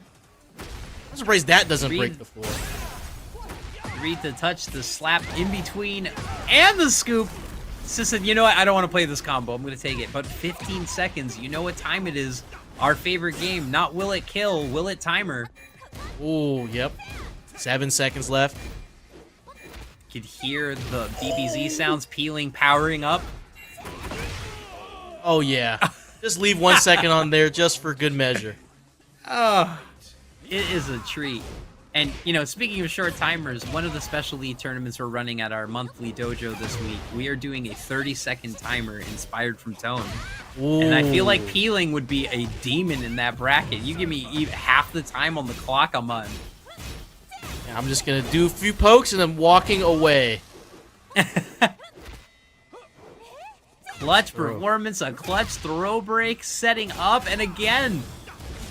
Gosh, the mental stack and these not doing a full charge. Ooh. Gets a throw there. Spinning around, try to throw again. Sidestep 4, catches Peeling. Oh, got caught by the string. All the way. Oh, got a launch! He just slapped it out there. Oh, no. Okay, never mind. The fallouts almost led to Doom. Don't give Peeling a chance like that. We'll try to snapmare to break the floor. Yeah, it felt like Peeling was just trying to play a little too cute, a little too avoidy when he had free damage on the table. But there's free damage. There's the spike. We're going down. Let's see Mama June. Ooh. The aerial tailspin into heat. First charge up. The Hypnotist went low. Finally catching Divine Exorcist with the charge Hypnotist low. And went for the mid. The mental stack. The 50-50. Did not miss a low block, and as soon as he got hit with a low, everything broke down. Still in back turn. Went for the sweep. No break on Waning Moon again. And this is set point for Peeling, going in with an advantage, hit him with the Yamada. We're in there. Block the low. Divine Exorcist is ready. Charges up fully with the gun. Back one. Back one. And hop kick. Oh my. Bated breath. So scared to call it. Don't want it. Just gotta see it. We're just witnesses. I don't even know what to say right now. It's getting tense. Jumped over the kick. You're jumping. Peeling's powering up. Please, Divine, swing now. Act like 15 seconds is 5 seconds. If you let this 10 seconds run, everything's about to happen. And the scoop. And he's bringing it. Even the combos, Tekken combos are way too long. What do we do? 2 seconds. Get back over here. He said, nah. He said, you got that. Pling moves on to losers finals. GG's the Divine Exorcist. Thank you so much. Waiting to get that run back against the JAKEMAN as we get Juggernaut versus Mr. Krabs. Is this a Tanuki? Is this a Apocalypse Hotel reference? Or are we just doing, look, a chat, let me know. As the Juggernaut starts the round off with a wall carry and JoeCrush doing JoeCrush things. It's Mr. Crab, me $1,000,000. You know, SpongeBob. Of course, I was reaching because I've been watching Apocalypse Hotel. I thought I saw a Tanuki, but no. Peeling getting mogged that first round. As remember, we are in our losers final. This is 3-5. Yep. First to 3. And JoeCrush already starting off hot. Even though he had to wait, you know, for the loser semi match to come through. But of course, I mean, these two have fought time and time again. You know, Titans in the online scene and in North America just clashing over and over again with these characters. Pling, I need some life, but the heat dash from JoeCrush is going to push it forward. Yeah, especially competitors like these two, it's almost like an anime moment. Just smoke a cigarette. You again? Yeah. Find ourselves you again. Oh. All right, Julia, get in the ways. Mr. Krabs is angry and red and got low parried. Never mind. Return to sender. Goodness. Peeling I was ramping. I was feeling the Peeling pop up. Yeah, I was about to say, I was like, you know what? The low might hit today, but JoeCrush is like, no, I'm ready for it. You don't care about your feelings. So I got a game to win. I'm trying to mog. Yeah. The double low and the parry in between that was sick. Yep, pushing Joe into the wall. Joe just not doing anything. Oh! Yeah, he was trying to prepare for something. He was cooking something in that crooked brain of his. How many times do you see a 2,000-pound Hondo Accord jump off the wall and absolutely carry into a heat dash off the Gamma Howl, make some noise into the catch, and we are all the way at the wall with the setup on down back one that didn't even do 50 damage, but it looks so cool. Oh, throws. 8 seconds. Yes, I've looked. Oh no! I was gonna say yes. I've looked up Jack's weight, and it is surprisingly small for a giant 2-ton robot. But this is huge. This is still one touch either way. Still 4 seconds. Oh, got him! With the 5 seconds, it was all JoeCrush, but as soon as it crossed 3, it turned into Peeling. Yeah, it's Peeling's time. Oh, has to eat this crouch throw. Also, it's one of those moments where sometimes you feel a launcher hit so hard, you snap back. Oh, the Gamma Bubble. Go back one just to get out of there. Rolling forward. Deep burst. Right back at you. Yeah, Peeling having to use these resources just to keep Joe in line. And now, scary game. Joe with the life lead. Great throw breaks. Not pressing into AOP. Look for a Brack throw. Gotta go in. Change up the timing. Ran away from the rocket kick, but floated out the air. JoeCrush takes the first game. With the Little Mac combo, 2-2-2. You know, you were saying, Maya, how you said Jack 8 weighs as much as a 2003 Honda Accord? I'm gonna double check right now. Jack 8's weight right now is only 400 kilograms. Really? Maybe he's like fully made of like carbon fiber or something. You know, really like it's polycarbonate maybe. That's like 900 pounds. So that's even like 1,000 pounds isn't any car. Even my track Miata is still 2,000 pounds. It's like half a Honda Civic. Why does he hit so hard? So these Jak units that have been like mostly jobbers besides Jak 8, made for combat, are surprisingly light. You just have them in your home, just walking around. I mean, 900 is not light, but it's not as much as a car. I was like, even if it was something like a situation where he had like tungsten cube arms and only in his hands, but that would be a mass situation where it would still weigh a lot. You'd have 800 pounds in just your made fist. of like vibranium? Like, is he just, like, what's going on? What are they doing over there at G Corp? I mean, saving weight. I mean, my car still can't save that 1,000 pounds, and he's gapping me. Now that you say that, what car would Jak 8 turn into if he was a transform?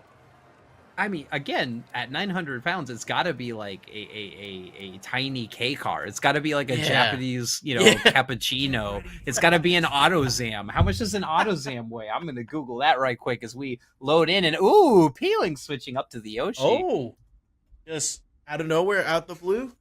We've seen him play Yoshi at the, events that he's been playing in, so, maybe that's the solid secondary. Oh, had to bring out the Squidward. One of the tiniest cars with gull-wing doors is still 1,500 pounds is a light Japanese K car. So Jak, what is he, a go-kart? Jak is never skipped, I guess, leg day and maybe a little bit of diet day. Down forward 2, safe and working the peeling switch. Oh, the bad poison breath! spit.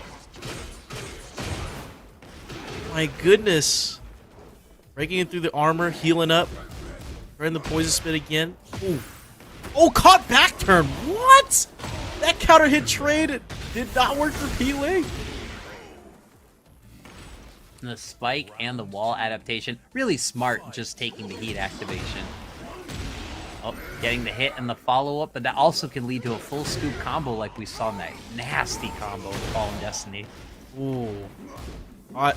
Pling trying to do some Yoshi shenanigans. Oh, dodges to make some noise. Hits the flash. His little wall spin. A low parry. The duck into the low parry. He's reading on all cylinders here. The spit, not waiting for it. The 1+2, not ready for it. Put another in the chest and the jab control. Oh, it's the heat smash. Oh, didn't get the wall, but the bad breath again. Oh. Oh, couldn't dodge the heat smash. 10 frames. Was floated. He ran down and chased him with that heat smash, too. Oh, just ran up after the charge. I thought that was a punish, but Pling just wanted pressure. Just ran up and did it. Oh, the make some noise hits. Pling's trying to do some setups. JoeCrush is like, no, get over here. Oh, that wall breaks. Wow, look at this. And it gets the splat on it, perfectly placed and adapted twice. Ooh, the bad breath. Heat burst, whiffs, and just the 10-frame heat smash from JoeCrush. You know how Law flicks his nose before a rage art? You could always tell JoeCrush flicked the nose and then hit the heat smash. Had all the time in the world. Just a string good punish there from Pling. The make some noise is the best gap closer we've seen from JoeCrush here. And timed it perfectly to not get hit by the poison mist on those last frames. How many of us have gotten a dash block killed on that? It's adjustment from JoeCrush.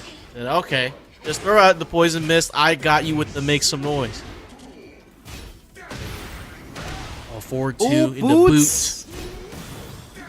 That's the heat dash. Gets floated out. Didn't wake power up kick. crush it, just fist shoved him backwards. Got these flash ducks on the poison. Samurai cutter just set it up. A little bit of frustration. Just said, all right, fine, I'm going to go in and do it. but he still has to get another mix. Yeah, eliminates the gray health, gets 14 health back. Oh, and spinning around! He pressed against the only answer that would save it. What a move, Peeling. Charging up the breath, just mixing up the timing. These two are playing a different game. Is this real? No, this is layers. So much layers, right? This is layered like a lasagna right now. This is what Tekken 8's vision was right here, right now. Yeah, this is Poison Harada, Mist Gamma Howl Mori, spacing like it was a Atsu's NetherRealm vision. game. Like, look at this. Like, what are we playing right now? We're just playing a little keep out with these these moves. Oh, but Jak 8 is the zoner character, as close as we can get to one in Tekken 8, and pushes Pling to the wall. It's a wall splat. Honestly, that felt like a Pokemon battle for a short round. JoeCrush with the life lead. Peeling just needs to start the offense. That's a way to do it. Can we Tekken 8 combo float? Get the health. He couldn't get enough. Couldn't get enough. Peeling wasn't enraged. It was a floated combo, so the scale damage. JoeCrush got out of there with the health lead, and now is up 2-0 in losers finals. Peeling has to, get out this and try to think about what the next move is. Now, I do have to point out, maybe this is a gut feeling, and everyone can correct me, and Peeling, you can tell me yourself. Now, I know you're a master of multiple characters. I've seen you in my very first TNS play against me as a Yoshi instead of a Xiaoyu, but I could tell, as someone who's been playing all Anna, and my June just isn't top as top, that Yoshi wasn't on point. There was just a little bit of an adjustment on punishes, a little bit of an adjustment on optimization, and also a really scary thing to be ready for is when you need to end your combo short because you need time to do more damage. You always have to end your combos early and get one more setup in. It is hard to get all these things done at the same time and balance. So a little bit of a, am I ready for that secondary? And back to Xiaoyu. Let's see it. And immediately JoeCrush hits the Gamma Howl, gets Peeling in the air. Peeling going back to the tried and true. The Ling Xiaoyu. Whoa! I thought Peeling stepped that, but Peeling still blocked that. Oh, but he gets a launch here. Peeling's enraged, so he's going to do a little bit extra damage. Unblockable setup doesn't work! It was a little bit too far. Oh. Well, that is the sign that Joe needed. The move that has quickly become a little bit of a curse quickly becomes his answer, but I saw it cancel.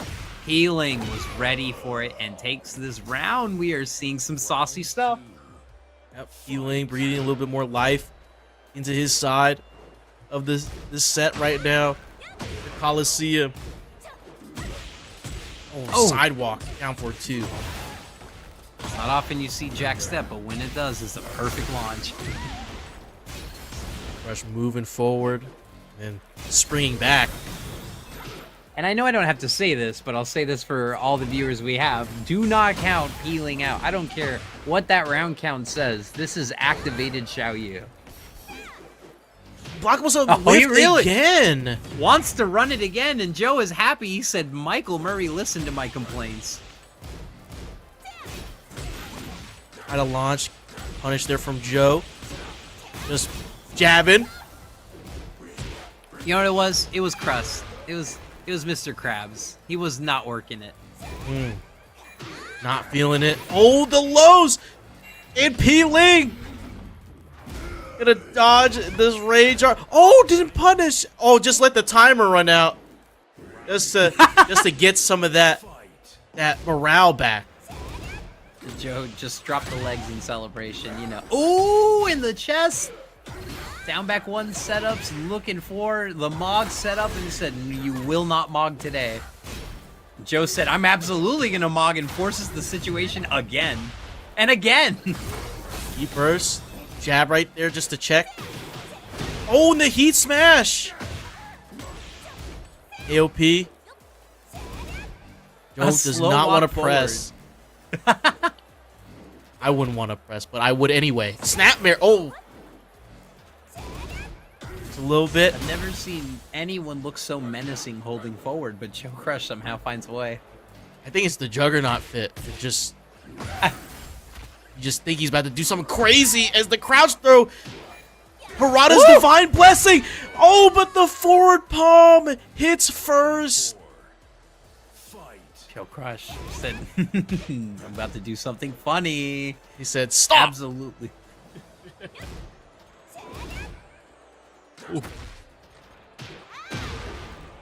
Low pokes, little Bryan main action going on.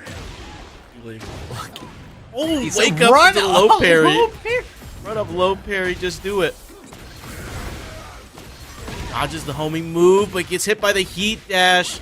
JoeCrush optimizing the combo, getting the aerial tailspin.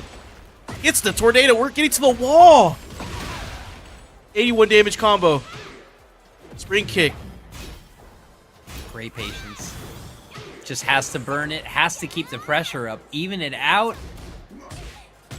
And JoeCrush being very patient, just what you'd want to see. Oh, jumped Oh, over! the cut!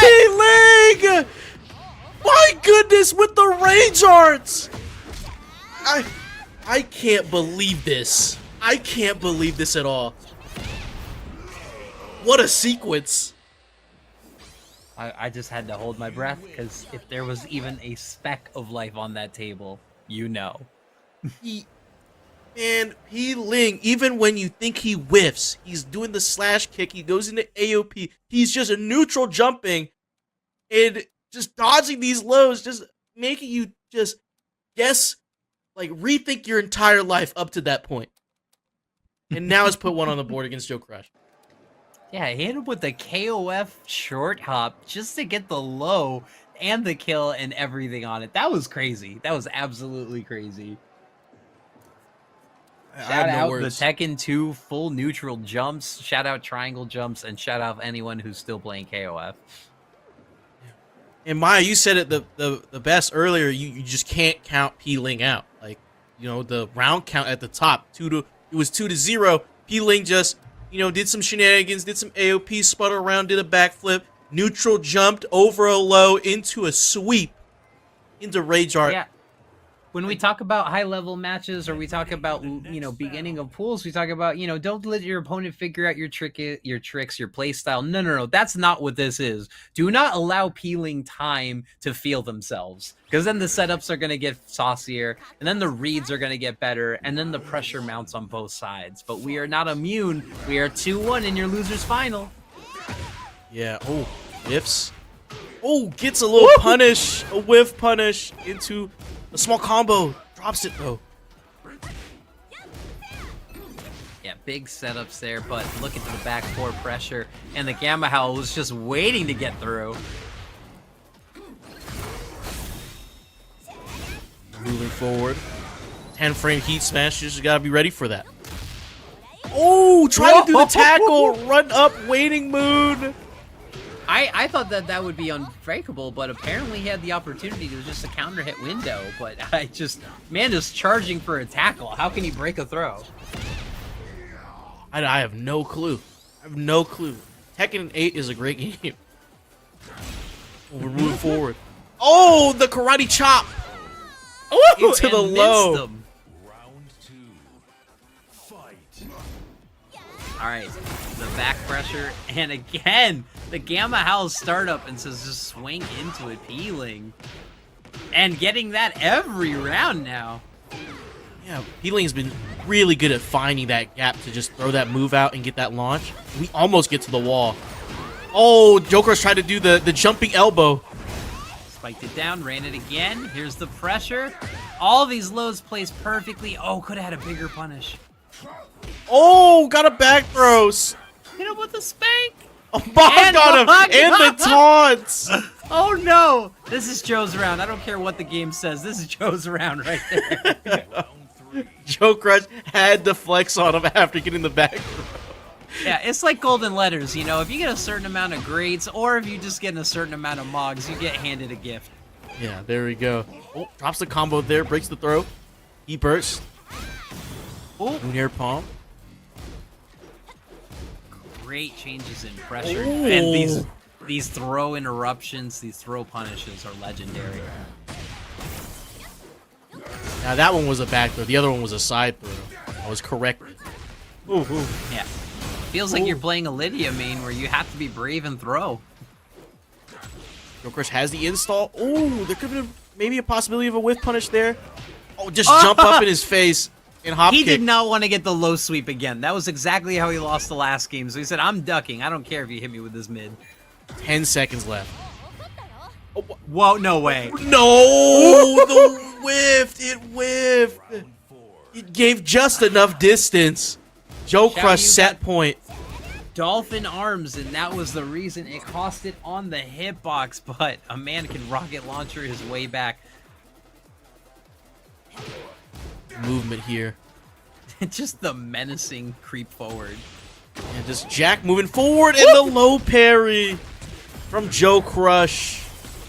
This is set point for JoeCrush, so this means it's going to be Ultra Instinct, unlock peeling, restrictors are off. Let's see what peeling can do right here. JoeCrush heat dashes forward. One more interaction with the heat smash. Gonna save Peeling's life just a little bit longer, but just a wake up 4. Wake up Was rising. there an input? A disconnect? It just... Peeling didn't realign, didn't anything, was kind of standing still for a second. Joe ran up and kicked, and I was like, almost mix-up king that you've been seeing. Maybe with a few extra tricks with Jaguar Dash, but JoeCrush starting big, saying, I'm going to put this game in my hands. JoeCrush just starting off aggressive, but of course, JAKEMAN always ready. Here's the stomach smash, counter hit. Need heat already. Yep, and those who don't know, this is your grand finals. This is a first to 3 set, but do not forget, JoeCrush is in the loser's bracket, so JoeCrush wins 3 games. We are getting the good old reset. JAKEMAN pushing the initiative after the muscle armor elbow, heat dash, and no breaks on giant swings. We're throwing this 900-pound behemoth all the way over there. All right, so we saw JoeCrush have a little bit of a crew coming shouting out, but we are seeing some JAKEMAN love, and I can tell half the breakout staff are King lovers, so we've got an even crowd tonight. Yeah, I believe so. I mean, you know, I'm not a fan of either. To be fair, let's be. No, but these are great players. I'm a fan of every character in Tekken 8 when they're not hitting me. Yeah, honestly, you know, I'm a fan of them because they're North America. That's what's going on. You know, when they go travel, you know, I'm rooting for them, regardless. Regardless. All right, we want flags in the chat. JAKEMAN taking 2 quick rounds, but JoeCrush absolutely turning it on, giving it the American shoulder charge, but JAKEMAN not missing throw breaks. Yeah, and it looked like JoeCrush had the beginnings of these rounds, but JAKEMAN just comes right back. Already up to. JAKEMAN has been really riding well with momentum. Like, JoeCrush has been making great reads and great defensive pokes, but just when JAKEMAN gets the ball rolling, everything hits. The stomp on the ground. Ooh, a little micro duck. Load again, just gonna even out. The shove, and then the low parry. JoeCrush not out, ready. Man, it's like Joe wants to set you up to do a low. He's just like jabbing in your face, like do a low, and then low parry. Right there, boom.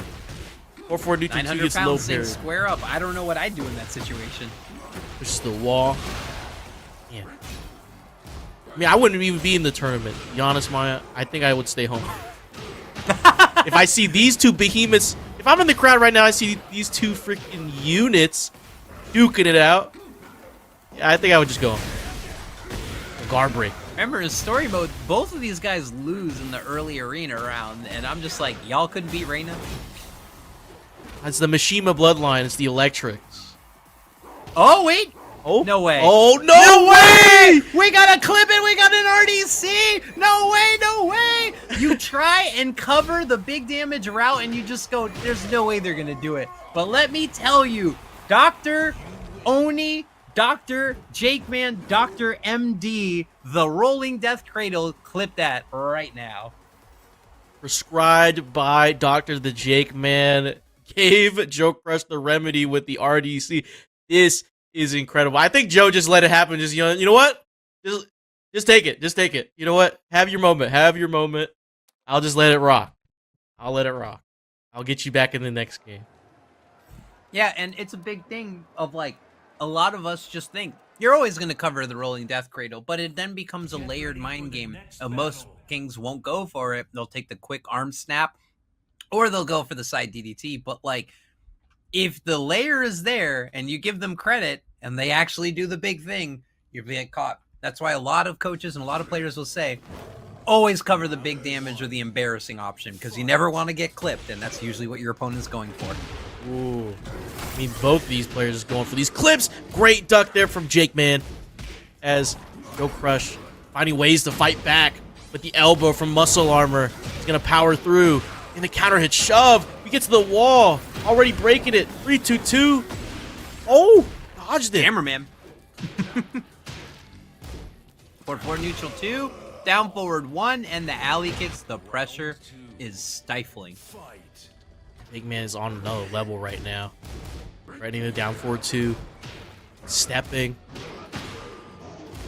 Punish. Wow, just did it twice and got the throw. Maybe a little bit of a space issue. 3-2 into the spike. We're activating heat. But front wall splat saves. And the front wall splat. You only get, I believe, only just one hit in, and it just flops. Yeah, there are very few exceptions, but yeah, kind of like a universal tech roll, or as we like to say, the Dark Souls roll in the community now. You just get out of jail if you get touched once. But if you see that, you can just activate heat, and then you spike them down. Yeah, I see. JAKEMAN just not letting up at all. Whoa! Whoa! I've not seen that Run one. again. Oh, just grab him out of it. Out of Jaguar Sprint, push him to the wall. Yeah, our local King player likes swagging and staying in Jaguar Sprint, and that is the answer. And the Jaguar bomb to seal it. JoeCrush was about to come up again, but Dr.theJAKEMAN holding it down. You can't come up with anti-Mog tech on the fly. The leg. Break the leg. Oh. Sharpshooter. Yeah, and here's the set. I thought he was going to go for another double low throw. Here we go. Running knee. Shove again. Actually from JoeCrush. They're just trying to grab each other, just poking, grabbing, and then the hop knee out of nowhere. As we joked at one point at Combo Breaker, King Shove, the move putting Jess Andy through college, and the wall carry, and the front 2-2-1, and the cameraman doing work overtime. Seed Planner, get up. What are you going to do? You're going to get wall splatted. And Joe gets this right here. He has the install. Doesn't opt for that little Oki setup, but goes in for the double lows. And now it's a final round in game 2. Right next to us with a ooh, step the palm with a micro step, tagging this. This is layers on another level. I want to see who gets wall breaks first. There's 2 wall breaks available. We're on this side of the stage.